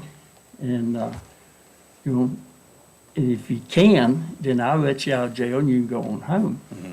And he said, yeah, I need to go over to the bank and cash a check and, you know, I'll pay for the damages. He was great up to that point. And the judge asked him how much the check was, and he said, I right at $1 million. So he reaches over and pulls papers over and signs them and tells them they'd take custody of him. But, you know, they know how to talk. They know how to get around the system sometimes, especially if they've been there. He was this close to walking. He was. He just messed up at the last Yeah, question. I've seen him do that twice. It's not a question of intelligence, it's stability or the reality filters or whatever you want to call it. So. They need to do something on the questioning, and they need to change them up. Because once they hear them, they know what's coming, you know. And my mom, bless her heart, she's dead and gone, but she had Alzheimer's. We could take her to a doctor, and she knew exactly what to tell that doctor. You know, and we had to stand behind her going, you know, and to get the point across. And that's why a lot of these people, and that's where they don't need to be, if they know how to answer the questions, then they end up in jail. They don't need to be there. And, you know, I'm like Jerry, that's been something that, you know, it's been stuck in my craw for a long time, you know. And I thought with Mr. Deeds, you know, bless his heart, it breaks my heart to think about it, that a father would have to go through that. But I figured, boy, they would turn, pardon my French, hell upside down to get something done on that case. Yeah, you would think so. It was a hot button object there for 6 months or so, and then it just right out the door. Yeah. I mean, it may be that we can look at something on the local level. I mean, I would certainly sign on to working with that, even if it's not necessarily directly out of my office, but it's a need that we have, everywhere has a need. We might be in a better position locally because of our size to handle that. Because Floyd has a tradition of people stepping up and helping the community. So if we have maybe there's some way we could put something together for that. I've been toying with an idea, and I haven't reached out, but being involved with New River Community Services, every jurisdiction in this district is going through the same thing. And of course, as you said, Judge Williams moving forward, but I've been thinking about a jurisdiction, maybe not just us as Floyd County, but as the New River Valley partners in that, us start looking at and first of all, reach out to the others and see if they're interested in coming on board, and actually start looking to see if we could find some of these outfits that, and us as a region entice them to come to this county, or not this county, but, well, it could be, but into this region and build a facility and operate it here. Because I think from what I know through my associations with community service, I don't think it'd be any problem filling the beds, whatever size Oh, no. facility they build. And if the state won't do it, us as a region start looking at it. That's not a I bad mean, idea. it's at that Yeah, point. it is It's at the point something has to be done. And if the state and federal is not going to stand up and do it, I think we have a certain obligation to step forward if at all possible. Fairview Homes, perfect example. That's a perfect, yes. I fought tooth and nail, and I got on the board to finally get them a little bit of funding. Because we had people that had been there for years that everybody else was paying for, and we weren't paying for them, Yeah. but we didn't need them back on the street. And there's one over there right now, I'm sure you're aware of, used to walk around through town all the time. He was a ticking bomb, you know, Just too especially after his mama passed away. Once they got him over there, man, he's, as the old saying goes, he's as snug as a bug in the road. World of He loves difference. it over there. Really? I hadn't seen him since then, so I'm Yeah, glad to yeah, hear he's doing He's well. over there, he's doing well. He actually got a girlfriend. If he wasn't over there, he would either been in the state prison or in at least a regional jail. Somebody at Floyd Food Line or West End would have got hurt. Yeah. if that Yeah. him. I mean, he was just that vulnerable. I've dealt with him, I known him since he was a baby. And there's a few times I worried, because with his strength, there's no way I could have handled him, you know. And so, you know, he's over there now, they watch his medication, he's doing good. He does with odd jobs around, does maintenance and. As far as I know, there's not been a problem Mm. the whole time he's there. Well, all we need to do is come up with some sort of structure and then see if we get other localities to sign on to something like that. Yeah, Well, you or know, reach even if out and see if they're interested. I Or mean, even see if they willing to expand. You know. well, that might be a possibility there too. I mean, that would help. That would be a Band-Aid fix, Right. Yeah, And but it that would be give a us plus. start. Yeah. but, you know, I'm talking about like a state hospital level type facility that the region has gone in on. And, you know, if a state somewhere along the lines wants to put somebody in, it costs them at least $500,000 per. I mean, if they're not gonna take care of us, we'll take care of our own. And if they wanna come in and try and force their way in, then we set the dollar amount where, This sounds like something that might be a good public-private partnership. We find Could be. the appropriate, Could you know, partners for that, something like that, because when you're looking at trying to, you know, it's financing it, but it's also getting cooperation from all the local government. it's a big undertaking, and I haven't really spoke out publicly. I guess this is the first time. Didn't mean to surprise everybody, but while we were on the subject, I mean, for the last 4 years, every time I saw someone at the state level, I've mentioned it. And the state's made no movement in 4 years. If anything, they've gone the other direction. So it's time for that discussion here at the regional level. Well, this pandemic is going to cause a lot more in the future. I'm You know, afraid so. Especially with these kids coming up. See. And they don't need to be incarcerated. They need treatment. No, they need to be structured, you know. And to have the treatment, there's got to be the facilities. Not every one of them has to be committed.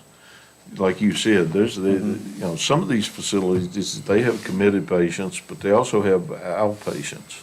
Exactly, and if you had a better system for monitoring people at home, that's probably at least 60% of it right there. If people had some way of being monitored at home for just taking the medication. I mean, we see that over and over again, that it's simply people just stop taking their medication for whatever reason, and then things go sideways. In our computer and IT age, the monitoring's a piece of cake, or should be. Should be. It's just a matter of getting the facilities and those operating it up and going. You could probably phase it in with something where you did as outpatient first, and then worked on building the facility later. Yeah. And then, with the borderline or the question, you could put them in the outpatient program first. If that doesn't work out, then do the commitment part or whatever, as they're evaluated. But it's time for something to be done. And if our state representatives won't do it, I think we should look into it. Well, maybe And that's more of a discussion for Friday. I already been thinking, but. Well, come around I don't mind, if you want to come around to the office sometime, we'll sit down and spitball some ideas and see if we can go from there, because I think there's merit in that. I think because there's a gap there that I'm seeing from criminal justice side. I'm sure everyone else is seeing it too. And we're not seeing, the state is not solving this. It's helping the people that need help. And on the other hand, in the long run, and maybe not as important, but it is a part of it, saves our system money overall, funding to be used for other things. But the key component is getting people that need help. I absolutely agree. So I'm on board with that. We'll see if we can figure out how to do it. But other than solving the rest of the world's problems, I don't know if I have anything else I can say. There's a lot more we could bring up, but we just let it go for another day. Okay. We'll Next time fight one we'll battle at a time. Next time we'll take care of the U.S. economy. There you go. Y'all take care. Thank you. Thank you. Thanks, Eric. I'm gonna put Chris off one more time and go with our board comment or board time or whatever. And, so any board members got anything to bring up? I do. I wanted to report on our New River Valley Regional Commission meeting the other day. There was a update on a regional discussion having to do with the shooting in Blacksburg and how managers and their chief law enforcement officers are going to be getting together to talk about what can be done. I think the three of us have known, Brian has come in and talked about sort of peripheral gang violence or gang-related things going on here in Floyd. Not all that often, but it's here, and he has made mention of that. And they felt that a regional approach should be taken to this, and I just want to make sure that Dr. Millsap, you and Brian will be participating in that, because it's really, really important. As close as we are to the Roanoke border, I mean, that whole situation happened because it was a Roanoke thing that ended up in Radford, and then ended up in Blacksburg that night.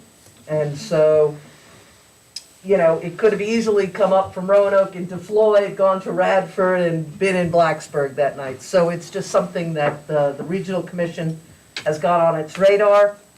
And the other thing, did you want to comment on anything about that? Had it been brought up yet in your manager's meeting? Yes, if I might, yes, it has, and so I think our sit-down is actually our next kind of manager's lunch, and so I've sent Brian a note, I think it's March 10th is the date we have on the calendar. Excellent. Thank you. And then the other thing I have is that each and every March, we make a proclamation about multiple sclerosis education and awareness month. And of course, many of you may know that this is very close to my heart. My brother suffers from MS, and the local MS organization has asked us to do March 2022 and proclaim it as Multiple Sclerosis Education and Awareness Month here in Floyd County.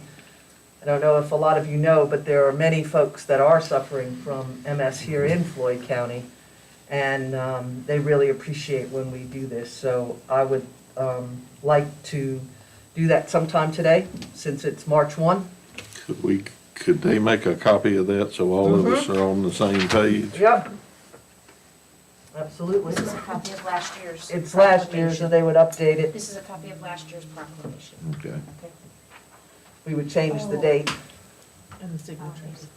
And And the signatures. And the And the names to signatures, protect the yeah. innocent, like Greg meant. We have done this now, I guess this is probably the 4th or 5th year, I think, maybe even longer than that. We used to do it. All way the back, time, yeah. So I would appreciate that, but that's where we at. I see we're gonna be talking about our tourism summit in, I'll just fill in it. okay. Was that what you were gonna Yeah. make mention of? Okay. We did have our tourism summit last Wednesday. It was very well attended. Over 40 folks were involved. There was a lot of discussion.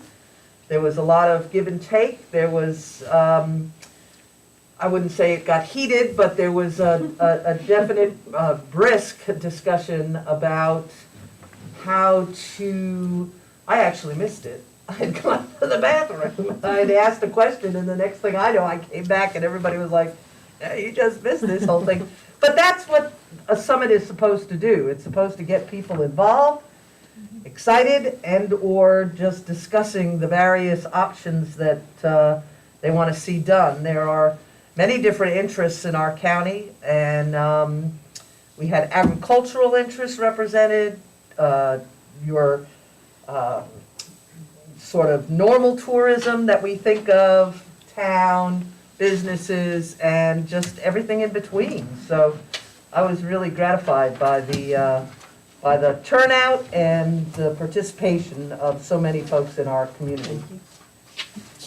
And kudos to the Floyd Event Center at the Eco Village. It was a great spot, and really went really well. Don't even have to change signatures.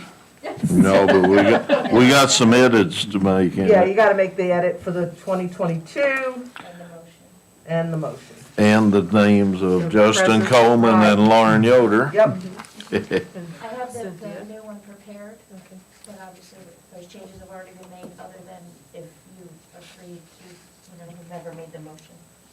Right. But other than that, it's the same Correct. with the addition of Levi and Kalinda. That's correct. It's already been done.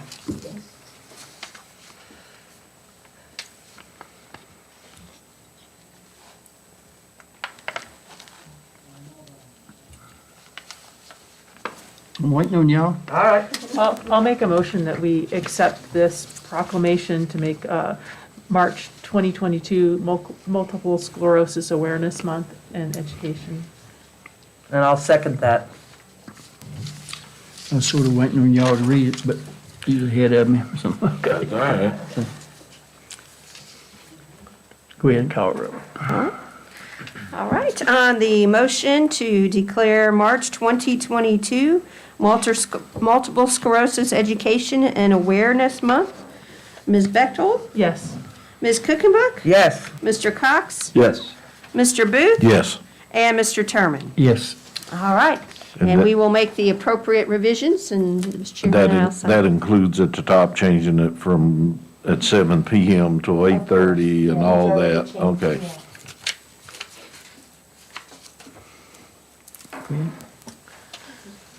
I'd like to spend a little bit of time discussing the masks and the COVID update, since the New River Valley Health Department is declaring that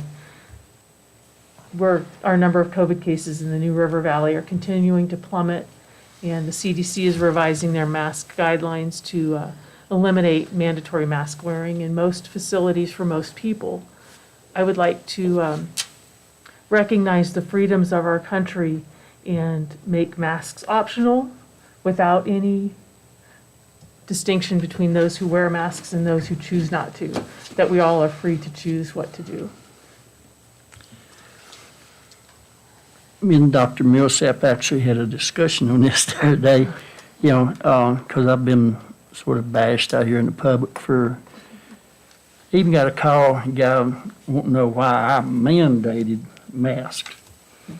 And I said, I didn't mandate masks. I strongly, you know, supported it or whatever, you know. But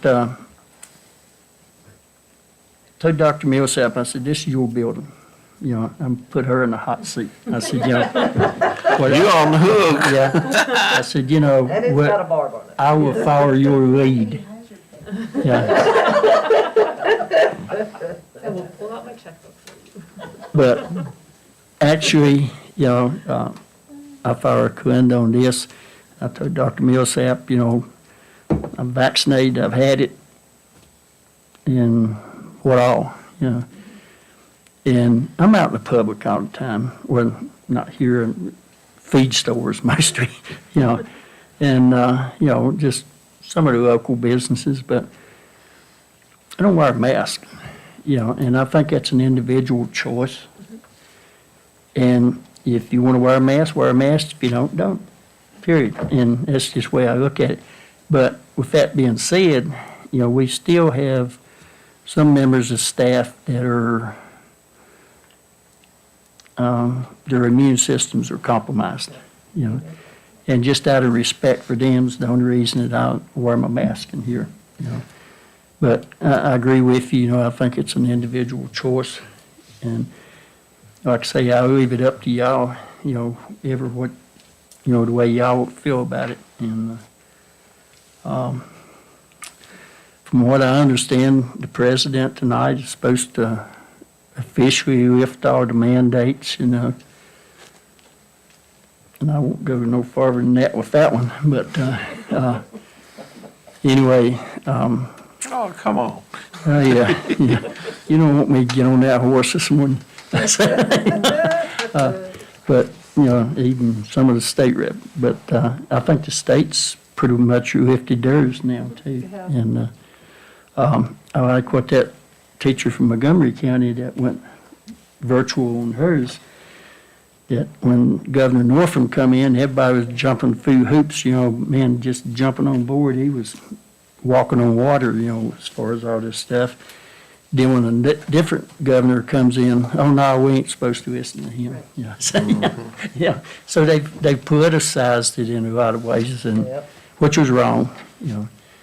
But like I say, on leave both this up to sides. y'all. On both sides. Absolutely, absolutely. You know. Well, did you get any advice from her or her feelings? Or? No, we just agreed, mutually agreed. Let's just put it that way. Mutually agreed to see what the board said. Yeah, that, you know, no, I didn't even look for No.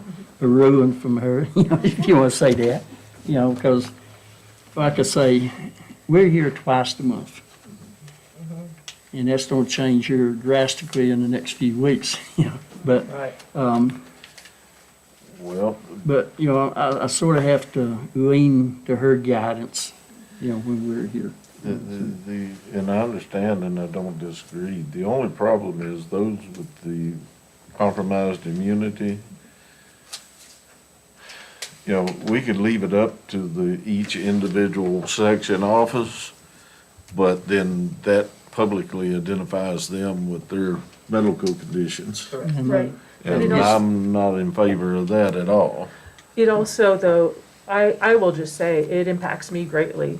The last meeting we had, that we were here for several hours, it took me 36 hours to get rid of my headache and my blood pressure issues from personal things is only affecting the How about by if- the mask. So Can we do something where, for our meetings, it's optional? Well, and I agree with Corinne on this, because sometimes I sit here and I have to fight for breath, you know, and I Well, I have to pull it agree. down and push it up, you know. I have, it's not out of disrespect for people who have compromised immune systems or anything. They're free to wear a mask, but I feel very strongly it's not disrespectful for me to protect myself No. by no. breathing freely. And so I don't think it should be an exception for only our meetings or anything else.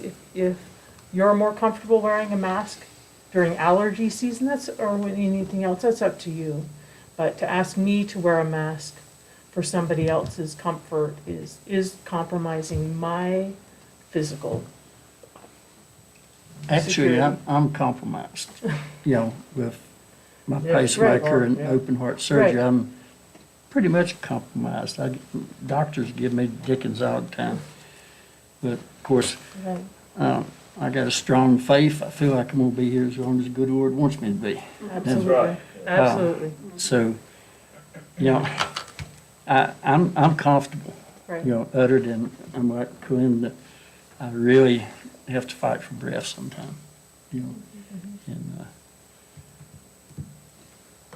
It's sad it's very sad to me that this has become a point of contention. So, yeah, I get dirty looks at some of the stores, you know, people, and I've actually seen them swap aisles, Right. you know, on me, and I thought, my God, if you've touched anything in here, if you went outside and took your mask off and meet somebody in the parking lot, so, yeah, I mean, it's. Oh, I get the looks when I wear my mask. Well, yeah, Yeah. I It's understand mostly that. because we can't recognize you. And actually, Believe me, too many people recognize me with mask or no mask, but and actually, your name come up the other day, because I did tell Dr. Millsap that with your mother, that you were trying to protect her and your grandkids. And, you know, I can understand where you want to wear a mask, you know. And, you know, everybody's got different reasons they do or don't want to wear it. And that's where it's got me in a bind, you know, because people out here in the public, you know, they think it's my rule and that I'm the one that's doing all this. And, you know, when I told that guy the other day, I said, I did not mandate it, I just strongly recommended it. He said, thank you. And I said, well, you know, if you'd paid attention to the minutes and, and read the minutes or watched on social media, you would have heard me say that. You know, but anyway, I'll get off my soapbox. I think it'd help me be more healthy because I'm always continuously trying to eat or drink, so I don't have to have the mask on. Yeah, yeah. well, what if we leave it optional with a recommendation of wearing? I mean, it's not saying anybody has to, we just say we recommend you do, but you don't have to. Yeah, absolutely. I just believe it should be optional. It should be your personal choice. You can wear, you know, just like everything else. You can wear a mask, you can wear barrettes in your hair. It's all personal choices. You know, the CDC and Dr. Gore Fauci, they can't get together. No. One time, you gotta wear, You can find a study, I can find as many studies against masks as somebody else can find for them. So it's all, you know, where you want your bias. I know a guy that, you know, when they go to the grocery store, they come in, they put it on the carport. They wipe everything down before they take it in the house. Right. He wears his mask, you know, and he makes his wife wear her mask. Well, he heard that, well, you need to wear two. So what they do, they wear two masks now. You know, and, you know, of course, I'm getting to question him, you know, mentally, but they say now it's not worth anything. And I actually painted, you know, spray painted some stuff the other day, and one was laying in the shop, so I put it on because I didn't want to breathe out that paint fume, or not fumes, but mist. When I took it off, you couldn't even tell I had it on.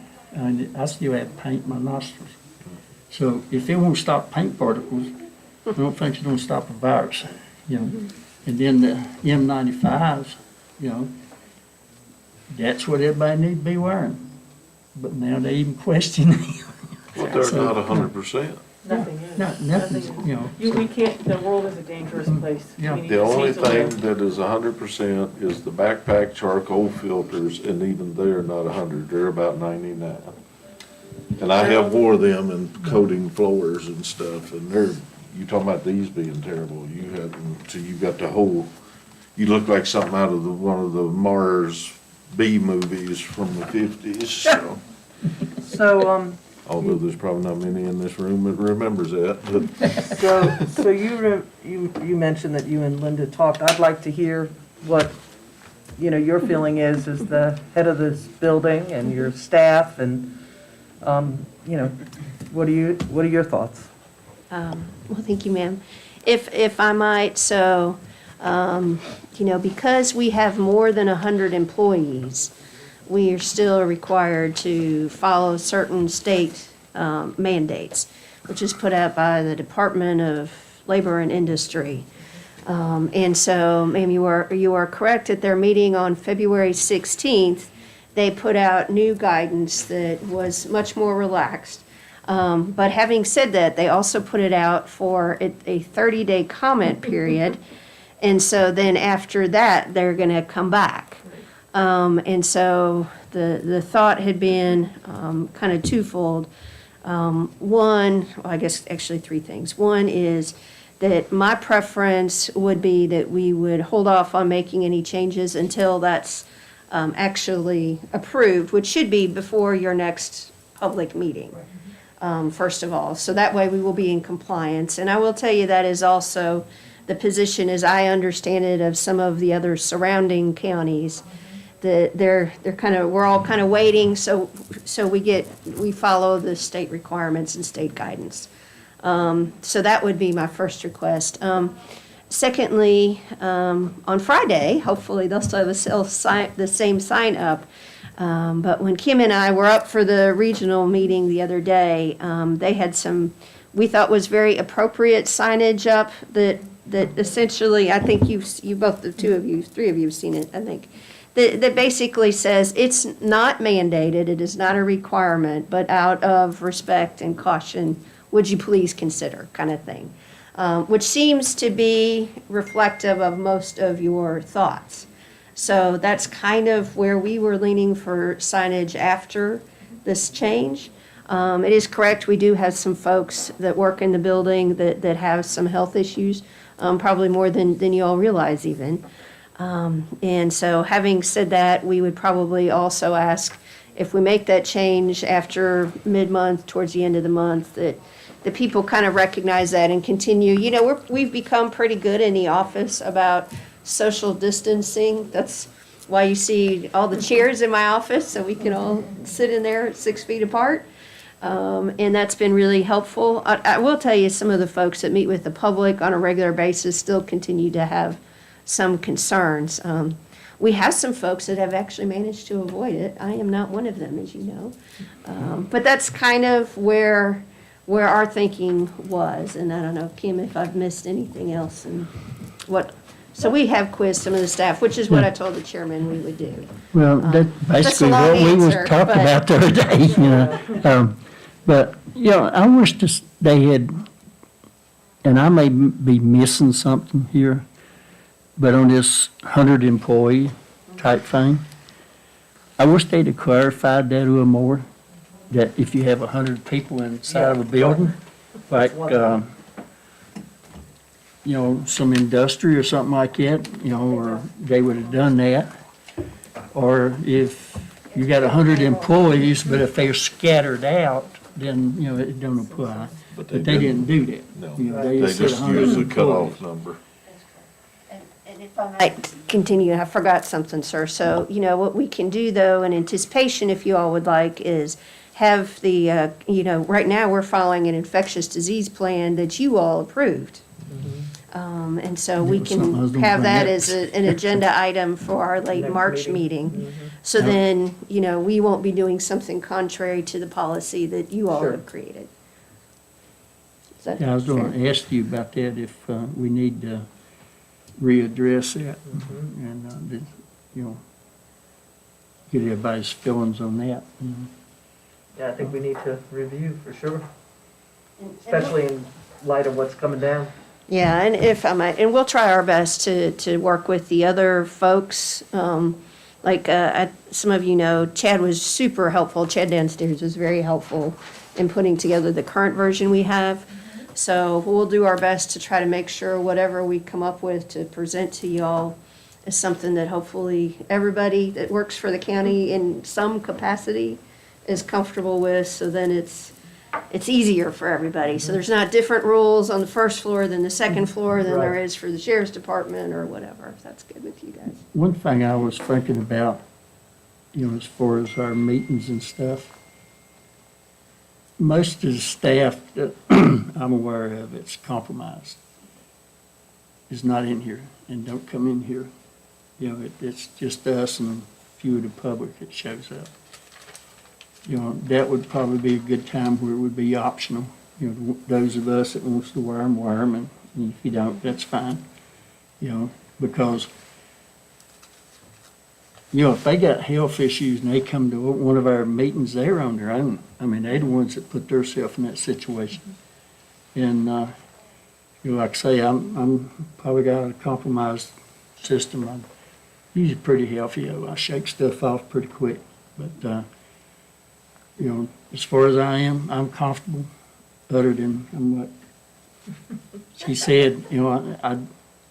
It's hard to breathe sometimes, and I sort of get a runny nose and a headache out of it, And anyway, anybody else? Well, we're about at the age where we're gonna have one of them little portable oxygen things with us I floor tell you on what, if I have anyway. to walk around this building anymore. Yes, and I was in a hurry this morning. I got the front door and I thought, wait a minute, I done outrun my pacemaker here. I'm gonna have to slow down a little bit. But it does. I hate to admit it. I'm finally coming to the understanding that I'm at the age where I can still do whatever I want to, but I got to do it slower. So, yeah. But catching up on my farm work, I found out yesterday, just cause sunshine, you don't have to do it all in one day. So, anyone else want to compromise? All right, anybody else got anything you want to bring up? You looking to me and I've got my mouth shut. All righty, and I don't see no public, so I guess we can just pass over that one. I guess we could drop back and let Chris have his time. Yeehaw! And I got a question for you about my phone, and I'm sure it's something I'm overlooking, but I can't find no way to use punctuation when I'm doing text messages. Oh, I can show you how to do that. Can I sit in on that too? Sure. Yeah, the easiest thing is if you just want to put a period, you just double space. Yep. So that's written every now and then I get one. Oh, okay. Oh, yeah. Yeah, sometimes you'll mean to hit a B or a V and you'll accidentally, put two spaces. You'll notice there's a period, but I can definitely show you how to do that. Okay. So, not a whole lot of stuff to give you guys today, as there's nothing really to give you guys, but more of just the woes of how quick this is turning around for the transition and the struggles of actually getting quotes for some of the things. So this is out of the packet that I handed you guys last time, but as you know, we've already voted and approved for the Barracuda product, and that's in the process of getting stood up. That will implement tomorrow. So we'll be putting away the Sophos email protection, and something that got brought up to me was that a lot of people that were county employees were listening, and they were a little concerned about Sophos going away completely, and Sophos will not be going away in its entirety. There are certain products that we license from Sophos that actually function very well, and one that really did not function very well at all, and that was mainly the product that everyone had gripes with, which was the email spam protection. So tomorrow we're daylighting the Barracuda spam protection product, as well as the Office 365 backup and the cybersecurity awareness training. as we, figure out how to create an IT policy for the county, I'm going to be working with all of the department heads and figuring out what they actually need as far as, policy-wise. I had a 3-hour meeting with Amy Ingram from the registrar about the LESS, that we have to be standing up by September. And it really gave me a lot of information on what we need to include in the policy, what we need to do as far as cybersecurity awareness training. But on that list, there's a couple of things. There's 2 things that actually need to get stood up in between this meeting and the next meeting that unfortunately, vendors have not been able to give me quotes for. So we can't really vote on it in a line item amount per se. But the 2 things that need to be replaced are the Ubiquity controller. That's pretty simple. I'm trying to stand up a free solution in order to do that right now, but I have to test it and see if, what I have is capable of running it. The Ubiquity controller runs all of these white little pucks in the ceiling, and they provide Wi-Fi for all of the county. And the controller controls it. If it goes offline, basically you just can't configure it, route traffic, and you also can't do some of the content filtering that we do here in the county to, put ourselves where we need to be for compliance, making sure people only visit the sites that they're supposed to visit. I won't go any farther with that. And then the other thing is the antivirus and the anti-malware software. And this is pretty critical for multiple reasons. It's the direct endpoint protection for malware, ransomware attacks, viruses, Trojan horse, man-in-the-middle attacks. This is the endpoint that's on all of our laptops for the county. And unfortunately, I'm trying to work with Sophos again on relicensing that product because it is a very well-reviewed product. And we've actually not had any breach incidents since using the Sophos anti-malware and antivirus product. And no real gripes as far as like functionality of it. And it's a very economically priced product too. I just don't have a quote for pricing to put in front of you. So what I was going to ask is that if I could seek the approval of Dr. Linda Millsaps and Kim Cheeto on your all's behalf to make sure that this stands up, to make sure our security posture does not falter in between this long gap between meetings. I think if I maybe had another week, I could have had a quote, but given we have, I think, 4 Tuesdays until our next meeting, the timing did not really work well to get the quote in front of you guys in a formal manner. So you need permission to, chase down whatever you need to chase down without our, Mm-hmm. And I can even do it to where I send it to you guys over email and you guys all review it and you approve, everything over email. But I think that what I'm trying to seek is to where we don't all, 8 of us have to be in the same room to approve this, since we won't be in the same room by the time it needs to be standing. I believe it. Yeah, if I might, Mr. Chair, I think what we've had to do a couple of times in the past is, as Chris said, if you can kind of give us a consensus to move forward today, and then I will, we'll get out an email to you and get you all to unofficially approve it. And then when we have our next meeting, we will bring it back for a formal vote, but that will allow us to move forward and dot all the i's and cross the t's at the same time. I agree with it. Yep. Everybody. There's your Thank you. consensus. Consensus, No, all right. Usually they just Call say it Jim five Crow. dollars. This time they say England. Yeah, I They're apologize moving that, up, thank you. Yeah, they trying. Oh, he got one I got that, another one of them crazy ones. Yeah, I just got it he too. they got a text from me and I've been sitting here with, An I left email. my private phone out in the Email? truck. Yeah, I'll send you the, I'll forward it to you. Okay, well, starting tomorrow, I'm the, email administrator for the county, so I'll be in charge of all of our Office 365 deployment, all of the spam deployment, so. It's a wonder. uh, I got for- 20 some one day. for any issues, they'll no longer have to go through our contractor. They can actually go directly through me, and then I'll have a lot more visibility. That's part of one of the things I was proud about finding that product for the price that I did was it really gives me a lot of visibility into the type of spam that we're doing. And if I see that something is being filtered out that, is clearly not spam, because I'll be checking the spam filters daily to see what, gets put in. And if I'm like, well, Governor Youngkin is not spam, he needs to actually go to the email, I can create better rules and put more visibility on this, than our contractor was able to do. But as far as, everything else, I think that we're smooth sailing to move forward in the transition. I have some of the quotes coming in for the last part of the transition on April 27th. So once I get a couple of good quotes in and kind of decide the product, I'll be able to put that in front of you guys, but we'll have plenty of meetings in between then for that to get approved. But other than that, I think that's really all for my IT update, so. Still bothers me that they doting it out. We're gonna do this week, we're gonna do this next week. I mean, that's childish in my opinion. Yeah, and especially the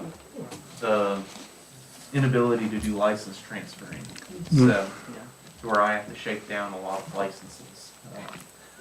So, Or wait on the telephone for a response or an email that doesn't come for 3 to 4 hours.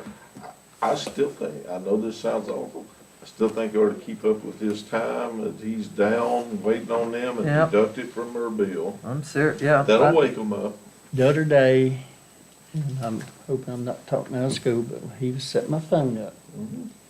And I'm the Board of Supervisor member that can't remember his password because he's too dumb to write it down like he should. But anyway, he had to call, get my password.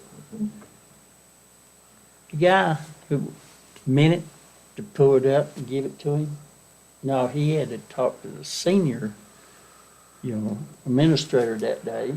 He'll call you in 15 minutes and, 45 minutes. Yeah, he gets an email with my password. Probably came from the same guy I talked to the first time. Yep.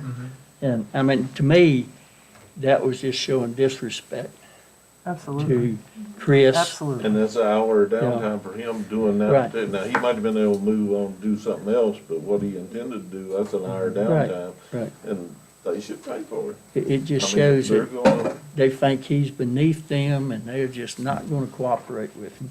And the only thing they see, a cash cow going down the pike and, that's Gonna milk their us. only problem. Gonna milk us for everything they can. I just want to say thank you. I know this has been extremely frustrating.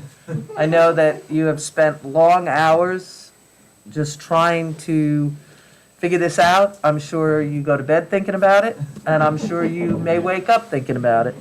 And I just want to recognize your dedication to this process. I know once it's done, we're going to have a smooth sailing situation in terms of full control of our IT here in our county offices. And for that, I am very thankful and appreciate the rest of the board members for wanting to move in this direction, because it is such a good thing. And Chris, I just want to thank you, because I know you're putting in extra hours too. well, I really appreciate it. It is not easy, a lot of the tasks that have been, placed in front, but, we have all of the tools and all, the necessary, we have the tools and the manpower to make this happen, and then I'm lucky to have the support that I do here. So, couldn't do it without all of you guys. So, thank you. And yeah, honestly, we should be a VIP client, Putting back on what you did. I've worked in many MSPs, and if a certain person, is name dropped, it is instantly a VIP request. Yeah. And people hop off of other requests to work VIP requests. Yeah. And, we're lucky here in the county that everyone is a VIP because I'm in internal IT. So everyone, is at the same level, so. Great. He could do anything he wanted to, man. You want to catch up with us? Well, I was gonna say, I know he's good he pulled up things for me that I was told by tech squared person was gone. Yep. I'm sorry, but now it's made more work for me and him both, but he did find them and pull them up. There you so. go. I mean, we'd rather do it right the first time, or, I mean, whatever time this is, we'll do it Right. right this time. Yeah. And it's better to do it this way than it is looking through bars. Actually, Whoa. when I first got out of school, I worked with D.W. Allen's and Son Plumbing and Heating. And this guy I was working with, I asked him where he's from, and believe it or not, it's up in the upper side of Grayson County. They called it Loafer's Rest. And I said, how in the world y'all come up with a name like that? And he said, because we do it right the first time, we don't have to do it no more. So, yes. There you go. And I thought, okay, I won't ask that question no more. So, yeah, but, Got time to do it right the first time. yep. All righty. I guess you're the, Me, and then our very last thing, so maybe we'll have Kim go get Tabitha in just a couple minutes, if that's all right. So in terms of my report, I actually added a couple of letters in my list since we did this, but I will be brief, and yeah, if you would just send Ladina a note, maybe we're ready to go. Yeah, if you wouldn't mind. So on the Tourism Summit update, as was mentioned, we had the Tourism Summit, and we had folks that came in from the Virginia Tourism Corporation and facilitated. I think we got a lot of very, very good feedback, and a lot of things that I understand were raised previously, but also some new things. And so some of those things might even come up for discussion with you all during the board budget time.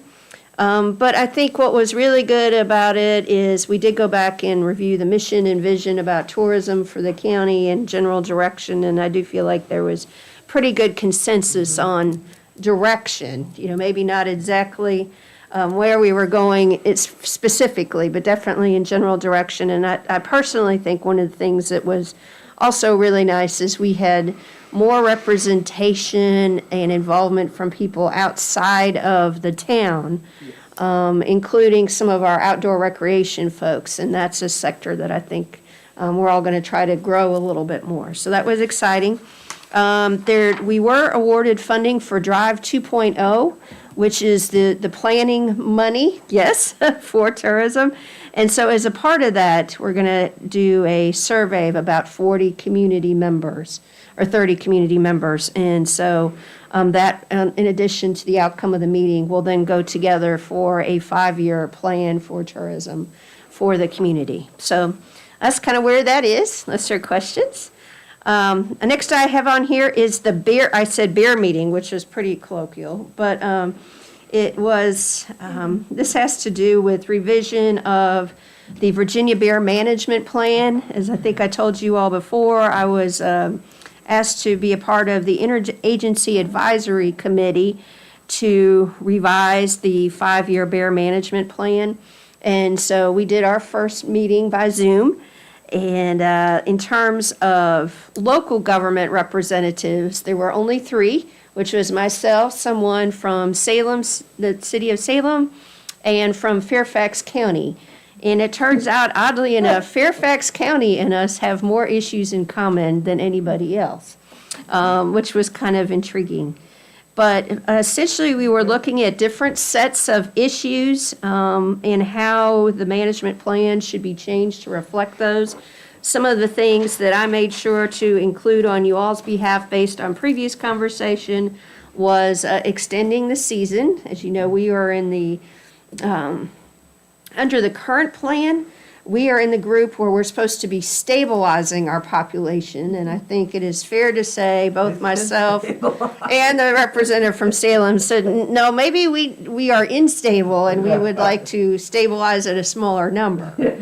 And so I did give some anecdotal information about people are seeing, larger packs and, more breeding, those kind of things. Also, I asked for some additional guidance about to help people understand what you're supposed to do if there is a bear on your property, near your house, or in your house. Last spring, we had, as some of you know, several sightings of bears inside people's houses with the people in the house. And a couple of folks also called me about bears coming to visit them when grilling in the backyard. And so those were some of the things that Fairfax and us had in common. So we will. Like them ribs. Yeah. Good steak So- on the grill, good I gracious. wonder if Yogi Bear's still in That Yellowstone. I don't know. I would say we should be very pleased about the amount of Bear-Wise grant money we got, that $8,000, because it turns out there was only $25,000. And so we got 8 of it for the whole state. So Wow. we're excited about that, and we have, related to that, we have ordered the new trash cans. But Salem didn't like that, did they? So we will meet 2 more times, and I've also asked that I'd be able to attend one of the Citizens Advisory Committee meetings just to hear more about that, and I'll be bringing some recommendations back. But I think there were several people on the call that were talking about they really felt like in this area, because there were also people from the Forest Service and the Parkway, that they're feeling, and there's some data to suggest the population is actually growing. And so, They don't need to stabilize. They Yes. need to remember that stabilization. If you get something stable, if you get too much on one side, you gotta tilt it back the other way a little bit. So they don't get the concept. How many meetings, you'll have 3 meetings a year, or just 3 meetings of this group? just 3 meetings of this group with apparently a lot of emails to look at drafts. And then this then creates a 5-year management plan. And you don't meet during that 5 years that you know of? Not that I know Okay. of. Nope, All right. nope, thank you. Throw a dart and hope it's right. Yeah, that's right. That's right. That's the That's concept. correct. That's correct. Under grants update, quickly, Ladina and I have been having some conversations with folks about maybe we decided to pass for the spring because it's due in a week and a half, and we are not quite there, but to possibly look at planning money and maybe some actual groundbreaking money to do something with the land that is kind of between the back of the EMS station and the nursing home. Right. There's about 5.5 acres in there that's owned by the county and could make a pretty good site for, maybe a pond for some fishing and some other kind of natural habitat. So, Justin Justin's Coleman. pond. Call him special, tell him, we talked about his fishing pond. so we've decided to apply in the fall or late summer, but we are starting to move forward with that, and as we get a little bit more solid on what exactly we're proposing, we'll bring that back to you and keep you all updated. This week I also met with our new Arts Center director and talked a little bit through what his plans are, and he and I are working on jointly on our submission for the state grant that goes to local governments that then you all match and move forward. And I did inform him that at an earlier meeting, you all decided that you want to move all of your money to the Floyd Arts Center and not divide it out, which is what you've done before. And so, of course, he was very grateful, and he sent you a nice letter that you'll see in your budget packet requesting that funding. Real quick, a couple of other things that I'll mention, and then we'll move to talking about Tabitha. I'm going to be going with Dawn to a meeting in Giles County about how they are working as a community to deal with their challenges of their aging population. So we do have a little group that meets here about every month in the county, and they've been doing some kind of unique things where we're trying to marry up. Talking about us behind our back. And then let's see, finally for me, before we get to the retreat and hazard pay discussion and some other things, want to update you on staffing. Daniel started today, if you hadn't met him, is our new maintenance person. We're very excited about that, and we have interviews scheduled for Thursday related to the front desk position and the solid waste position. And with that, if you all don't mind, I'm going to hold off on the retreat and the hazard pay discussion since Tabitha is here. You got her pink slip ready? There you go. So, come on. Absolutely not. Absolutely not. So at a previous meeting, you all had asked, they had asked if we would try to find out what your favorite restaurant is, and which Ladina was kind enough to help us with, and got you a gift from there. And Mr. Chair, if you'd like to go on from there.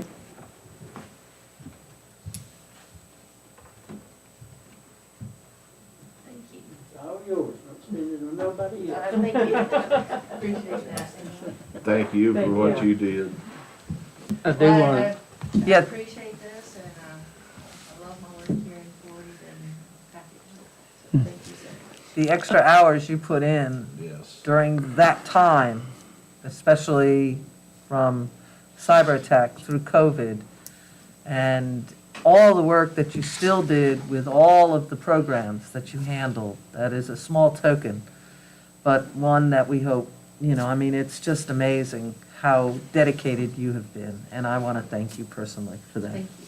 I appreciate that, and definitely glad to have Chris on board.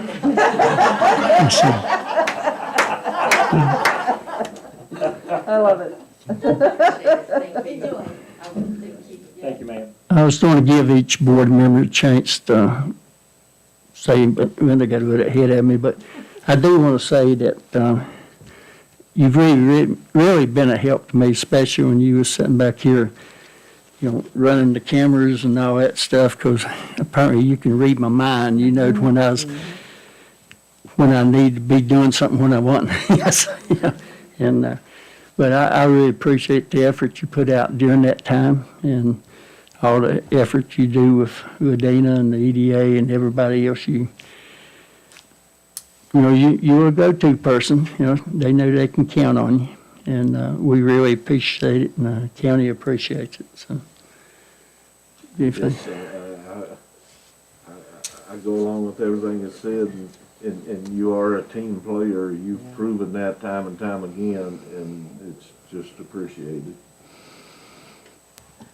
I'll say thank you for helping these people out. she's finding out we need all the help we can. That's right. And I'll just say, obviously being new to the board, but I've heard your name mentioned many times, and it's only in good things. So I know you must be doing a good job. So thank you. Thank you, Tabitha. Enjoy. Wherever you go, enjoy it. It's the Palisades restaurant in Giles County. Where's that? Palisades in Giles County. Oh, I hadn't heard of that. Of course, I don't get up that way, but about once every 100 years. Yeah, right.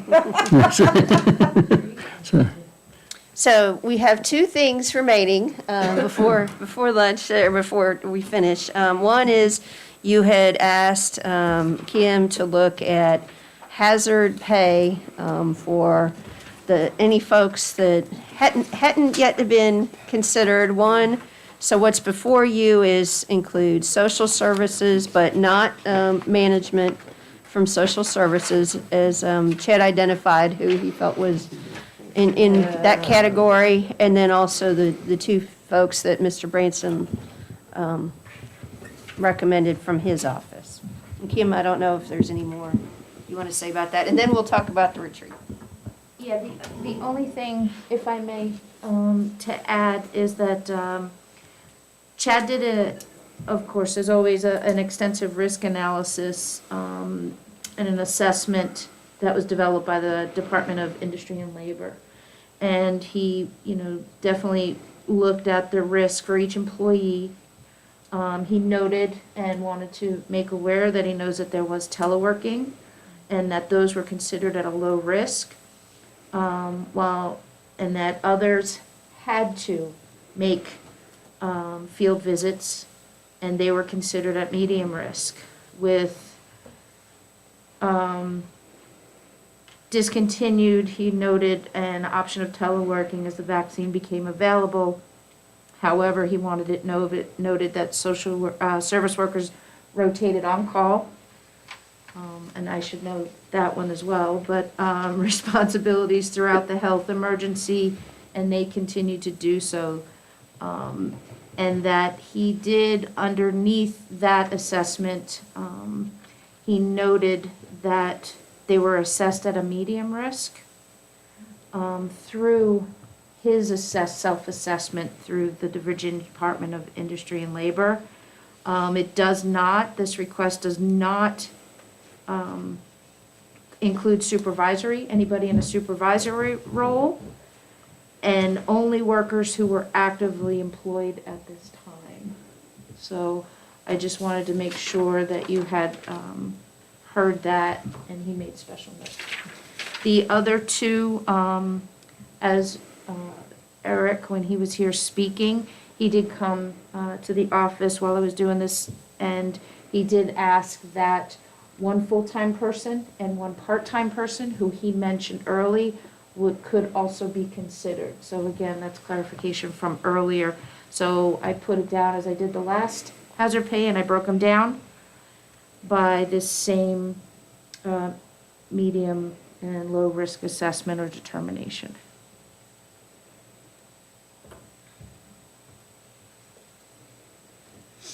I have a question. Okay.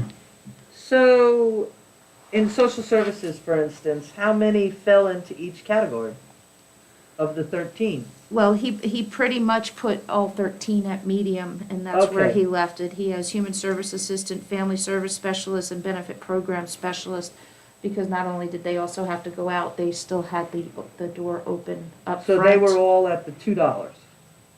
At the medium risk? The medium risk on our risk determination from last time was $3. 3, okay. Got it. Low was 2, and then per the Okay. determination of factors of social distancing, if they Right. could or not. Working from Again, he home. wanted to acknowledge teleworking, but they had to go out. Yeah. They, there was, special note that he, they tried to meet outside, meet at the door where Sure. social distancing can be appropriate.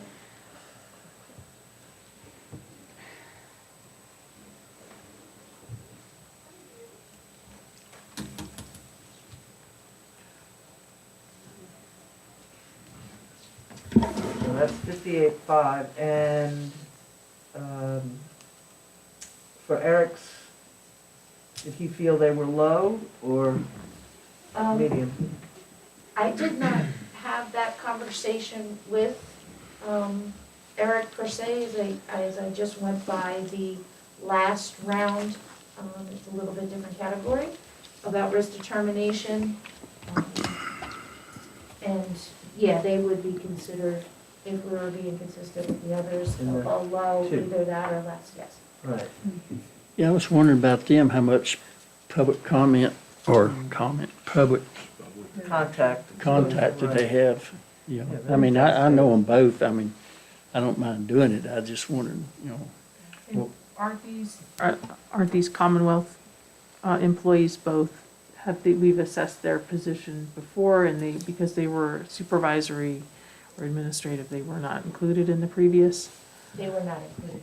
So their positions had been assessed, and, yes.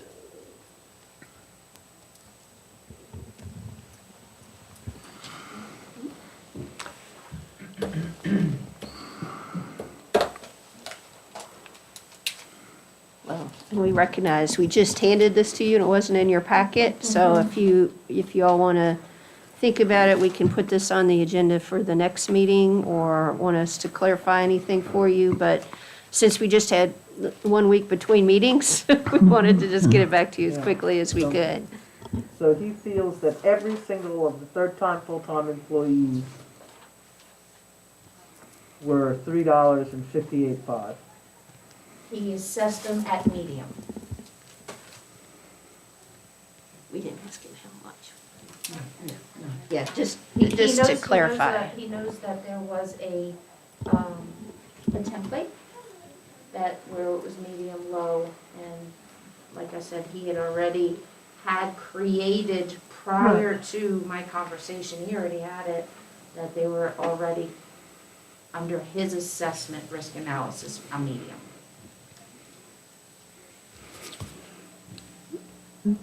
So his medium was equal to our high. Since that was the top that we would pay. Yeah. What was the sheriff's office? The three? Yeah. $3. Yeah. Yeah, and, And the EMS? And AMS. Or the- EMS was very high on the risk determination factor. They were that was on a $5 basis. $5. Right. Very high, Right, high, they were fine. medium, low. So, Sheriff's sheriff's office, There was 2 rounds. there was 2 rounds. with the sheriff. So, they were considered high, so I believe they were a $4, and then we had a medium round, which transfer station, EMSs were very high. yeah, where they got a hands-on, yeah. That is, they I had mean, no choice. They Zero. don't touch it Right. about every other call, you know, so.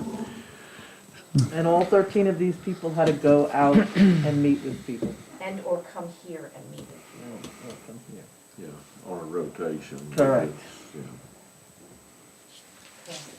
How much money was left in that? I don't know that. What's that? How much is left in the ARPA out of The this ARPA tranche? Out of this, yeah.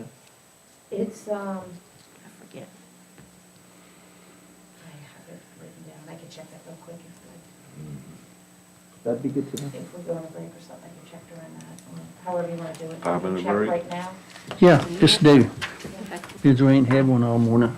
Yep. My foot feels I'm trying to remember, I think I have.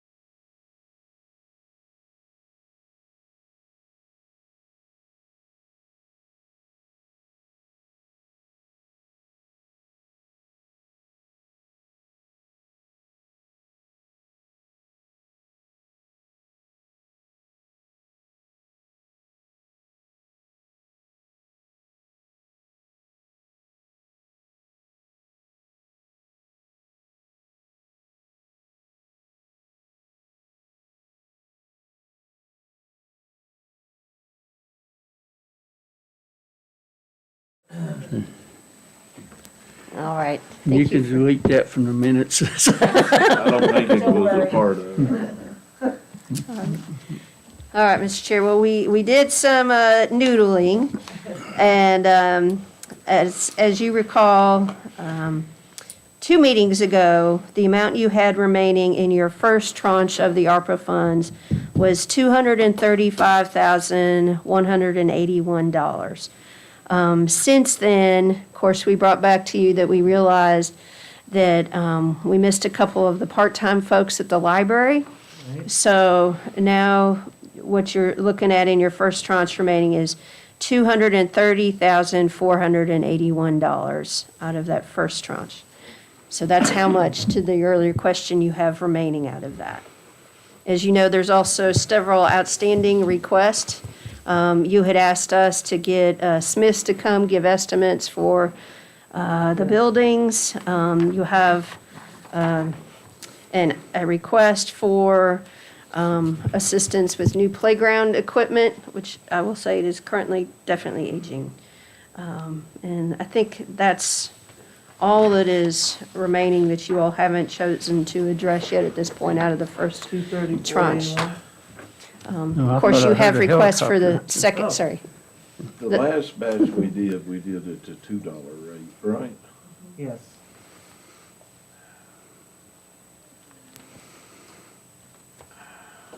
I would. I think to be consistent, it's a little bit different, and I understand these ratings, but from our point, I think to be consistent, I would be leaning more toward the $2 than the $3. Is this gonna finish all the employees? No. We still got more? There's still more? I've got one, I've had one more request laid on. But it's only 4, but I think 4 employees. I believe social services definitely needs to be looked at. I'm concerned about going back and looking at the Commonwealth Court employees that we've already evaluated and declined. Well, We didn't, I thought they were not included because of Their their job job title. No, my apologies, I probably was not clear in my explanation. They were not included in the first departmental list. The court. Correct, Okay. so they were never evaluated because they were not included. I see. Because they fall under I a see. separate segment. I see, okay. So, They sort my of fell apologies. through the crack. I understood the same thing you did. Right. I was getting ready to say, yeah. My apologies. on Yeah, I that. think they fell through the cracks. Okay. They just didn't. But I gotta look at their risk factor, Absolutely. how much contact they have with public, you know. Because one of them does, Is that the Right. Commonwealth? Commonwealth? yeah. Yeah. I don't know how much Tommy has. I think that lady works just in Fallon, doesn't she? Becky? I'll look Yeah. at Yeah, I mean, it's. Well, but What was she? We can't be paying everybody for showing up for work when they were paid for showing up for work. Which is what we talked about. Right. On the social services side, we're saying that they also had to make home visits? Is that what we're Yes. saying? and they had appointments in the, Building downstairs. see, they had it where it was call in. You can explain it better than I can, because you lived through it. And they did have screens up, Well, but I'm just. Comparing, I mean, are we comparing apples to apples on the social services versus the last round? Where social services had to go to the houses that, you know, the folks we did the last round for, it was in their environment, right? People were coming to their environment instead of That's correct. them going to This their is kind of like a environment. hybrid By between the. program policy and regulation, if they were on call and there was they had to go out and assess child safety, there was no choice. Right. And you speak from having done Yeah. that. Couldn't do it remotely. Right. well, and like a deputy goes out, they see a situation, then they call in, then they Right. gotta go. Yeah. There's no choice. That's Whoever's right. on call has to go. And every one of those 13 employees was on call at one time or another. Well, he has them separated as one office, human services assistant. So your family service specialists, those are the ones that would be on call, and then he has benefits program specialist. Those are office-only people. Yes. Okay. So, But those people by appointment came into the Have to do it. office. They have to get things in writing, they have to assess, they have to receive paperwork, they have to do that, so So yes. both sides were exposed, just one went to somebody's home or out on a special call. Yeah. And the other was people coming into the office. and what was the first one you said, human resources? One office assistant, now that's the one, the front desk, you know. Who sees I'm sort of everybody? more in favor of the ones who had to go on site. You know, you're out of the element on that. You don't have to clean the house or do whatever, but I think there should be a distinction between the group that had to go on site Yeah. and the ones that just stayed at the office. How many is that? 5. So if I'm assuming you meant 5 going out. Yeah, 5 Yes. family So 5 of the service 13. specialists. 5 of the Went out. 13, so if I'm hearing you, you're saying 5, so I could do the monetary if you'd like me to do it right now. So what That's you're just my saying, opinion the on ones the, that No, I actually. on the risk factor. The ones Yes, that I went agree. out should be at $3 and the ones that stayed in at 2? Is that I what you're? I feel like the ones that stayed in are comparable to the last round that we just did. Right. They're in their office People actually setting. came into all those other people's offices. So that would be 5 for the 3 and 8 at the 2. Yes. I agree with that. Yeah, I think so agree with too. that. I mean, I think the family service specialists had more, they had to go out. They had to be in that environment.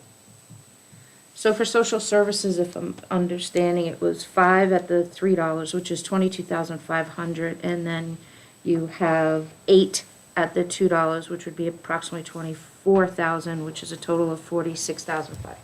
Right. Yeah. Now, let me ask you a question. Because this is just for my own edification. If we agree to pay them X amount of money, can we tell them how to spend it? Who we don't want to give what to? Yes, I can make very clear Oh, yes. in that, in my Yes, yes. explanation. Okay, Yes, all yes, right. yes. I missed that part somewhere. Who are you Yeah. also And thinking is coming actual- forward? Right, who else is coming out of the woodwork? Yeah, do you have any idea? PSA. Who hasn't been compensated? It was requested and I just said I would pass it on. Has the registrar asked yet?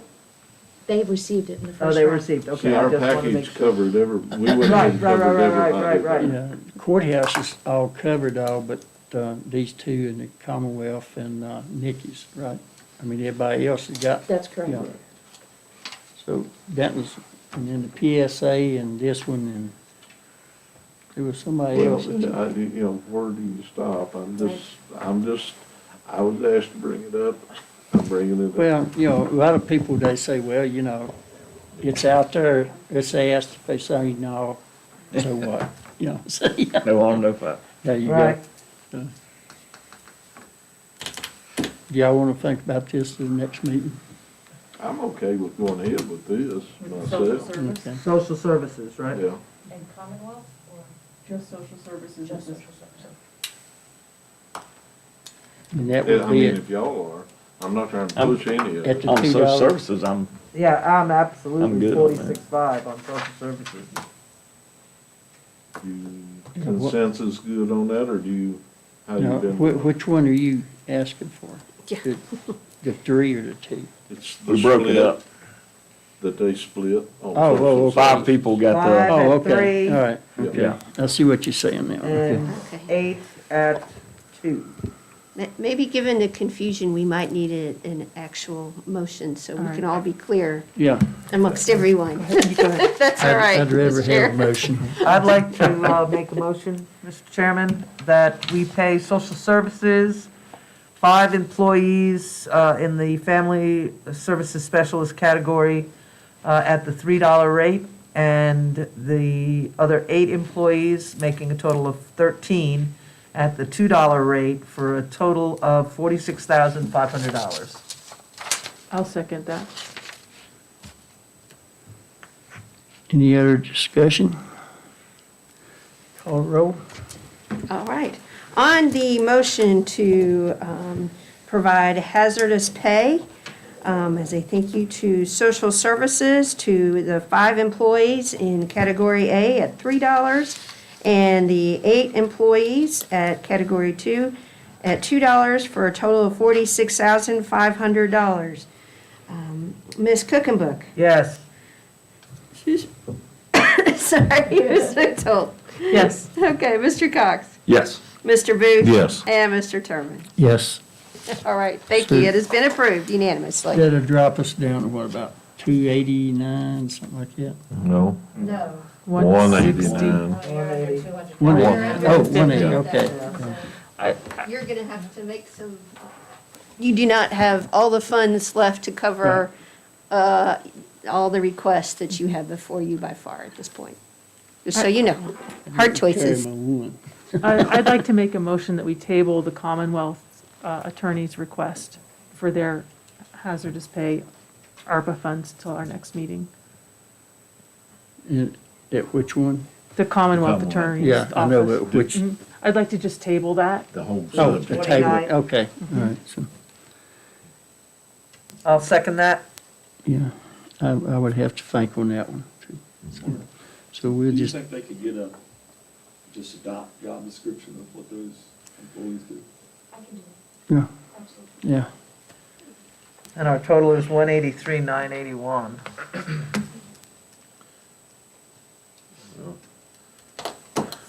Because I really don't know. I know every time I go down there, I can go in, they'll let me in, but most people, they just push the button and they talk through the Yeah, through the microphone. door.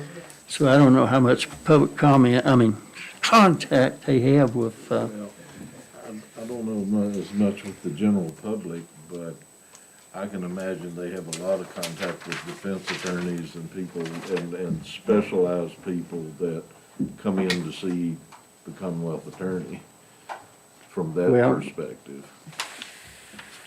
If they come in, last time I was up there, they had an office across the hall from That the they met in. Commonwealth, yeah. It wasn't a pass-through office. It used to be, yeah, Adding anything it used to new? be the law library. across I haven't the- been down there for a Yeah, while. Next At one meeting. time, the magistrate was down there. Thank you. well, they moved him over there. They wired him out. Okay. Of course, it's When they a- need space, you go Yeah, on. yeah. Okay. It's been a while since I've been down there, so. I remember they was When's in the the next- closet upstairs, so. Next Tranche week. coming Yeah. I'm not sure. I'll have to double check. It might be a little while. at the And, night meeting. Yeah, you've got, I said, the things that are remaining that have previously been requested, I said, far exceed what you have remaining. The things I have on the list is, of course, you had asked us to look at HVAC for this building and the next building, over the extension, and currently rec building, which would also be social services in the future. In addition to that, some playground equipment funding and, which turns out to be fairly pricey even when you try to make it smaller. And then finally, the second request from the PSA is 1.136584 million. Right. So, But that was for the second tranche. that's the second part. That's in addition to Our second one is the, another 1.5, right? yes. Give or take, Yes. Yes. and it has not come in yet. No. No. So some of these, some of these, if we're wanting to do what's on the list, we're gonna have to hold over to the next batch. Right. Anyway. And they're gonna check on when that next one comes Yes. for Yes. us? And the request on this building, that building, the other building, what was that estimate? Smith's has been here, but we haven't gotten their numbers back yet. So So we're waiting on numbers on those estimates. Yes, they've been here. It will probably be fairly significant, though, we'll tell you that. Yeah, I bet it will. We found they found a cardboard box with a trash can or a trash bag holding some of the things together. So that tells you the current state of affairs. It's country boy ingenuity. Hey, cardboard, say that again? No, you don't want to. Okay. So we only have one thing left, Mr. Chair, before if you would. Can I ask one more quick question? We did agree to go ahead and do the air purification at the Innovation. Innovation Center, Yes. right? That's That already. definitely, we had to do. Okay. Well, I just wanted to make sure. Yeah. A lot of stuff is, you Yeah, know. yeah, I understand. I just said we have to do that one. This is Mr. Chair, Yeah. because I feel like we'll probably hear about it, or hear some more comment on it after Mr. Branscombe brought it up, but should we also table, in addition to the Commonwealth Attorney, the discussion about Ms. King's position? If I may, she actually requested to be at the board meeting, and part of the discussion with the chair and Linda, it was requested she come to the next one. Okay, so that'll be Yeah. taken care of then? Yeah. Okay. Um, We've already discussed it. If I might, if I might, Mr. Chair, I'm Please trying to do. politely move you along. So the last thing on the agenda is, as you know, we will get to spend the entire day together on Friday. And we'll be at the Pulaski County Innovation Center Training Room, which is where the Regional Commission is. We won't be in the big room. We'll be in the training room. So when you come in the front door, you'll make a left, and there's some rooms there with lots of windows and stuff. So it's a nice space, but it's a much smaller space. So you will see, we've handed out the agenda that Kevin and Kim and I have worked on. And so you'll see several things here. We're going to start with, and Kevin Bird is going to facilitate all of this, so we can participate with you on some of this. He's asked that you would provide, as you'll see on number 2, 2 truths. That the board members, if you would please email to him 2 truths about yourself that other board members do not know. And if you would do that by noon Thursday. Did his uncle really develop the pop top? I have no idea.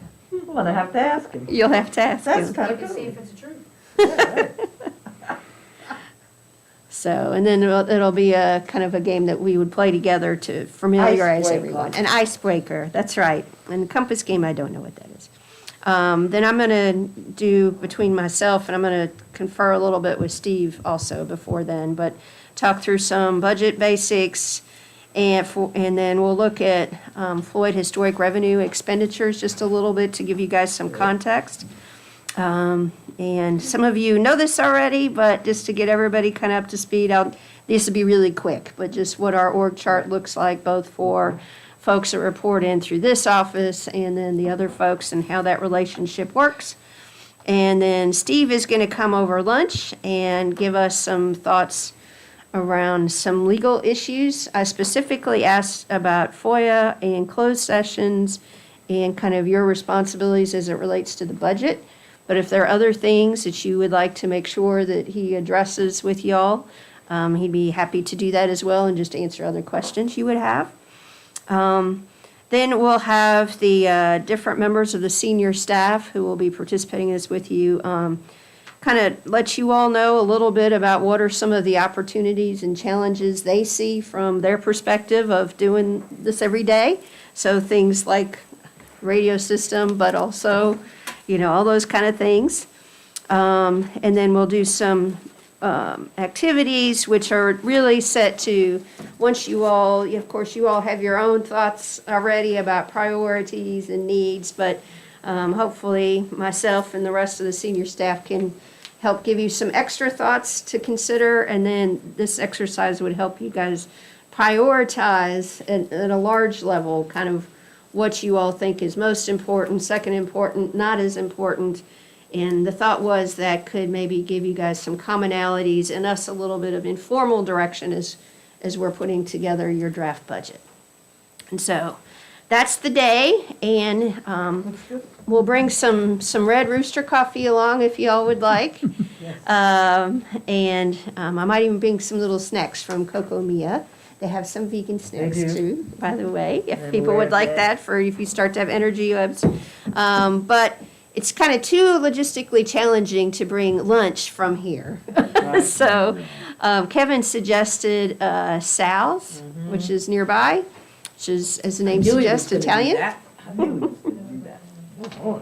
Okay, and so I Sal think. Junior, I think is where he's probably gonna get it from, right? Yeah, I think so. Over there And in so the if you all wouldn't mind, shopping center.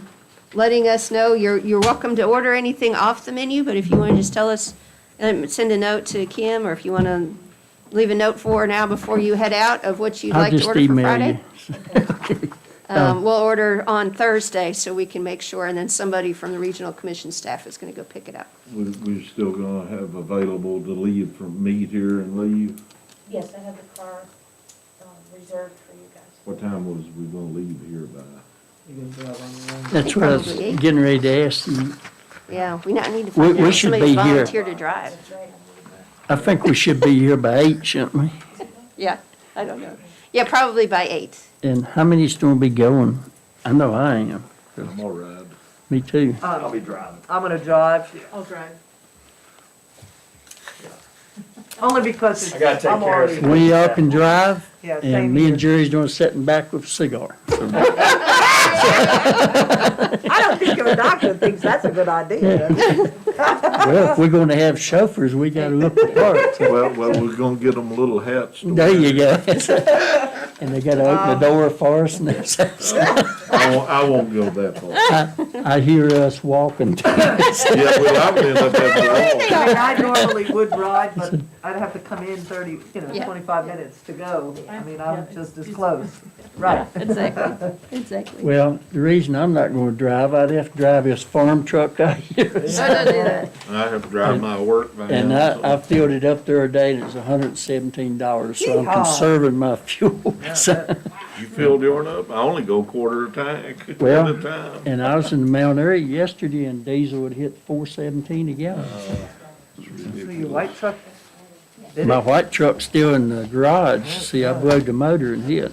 Oh, my. And my motor's in, but they said probably another month before they can get to it, so. So is there anything else? I'm waiting for the magic words. Oh, yeah. The only correspondence was the budgeting, the numbers and expenditure, general ledger and revenue, and then there was something with, I'm sorry, Linda, with regards to, recreation. Yes, just right. a regular. Right, The so the reason there's not update. any correspondence, I don't know if I communicated with everybody, is due to the combined Shortened. shortened meeting span. Most of the reports that are available departmentally are not able to be accumulated until the first, second, and third of the month. One of the things I wondered is, speaking on that point, is there gonna be a problem with bills being paid by the end of the month? If we're not meeting until the 29th, will that give you time and stuff? Okay. All right, just, I woke up this morning, I don't know why I woke up this morning thinking that, but. And whenever you get the checks ready to sign, just send me an email the night before. And, Okay, thank you, sir. I will be down. Make a motion? Yes, ma'am. If I make a motion that we adjourn our meeting today, and will we reconvene at our session? No. No, Yeah. no, okay, Just I'll- adjourn. till our next meeting, I'll March second. 29th I'll second. at 7. The retreat. Yep. Thank you all. And we all said, Amen. Amen.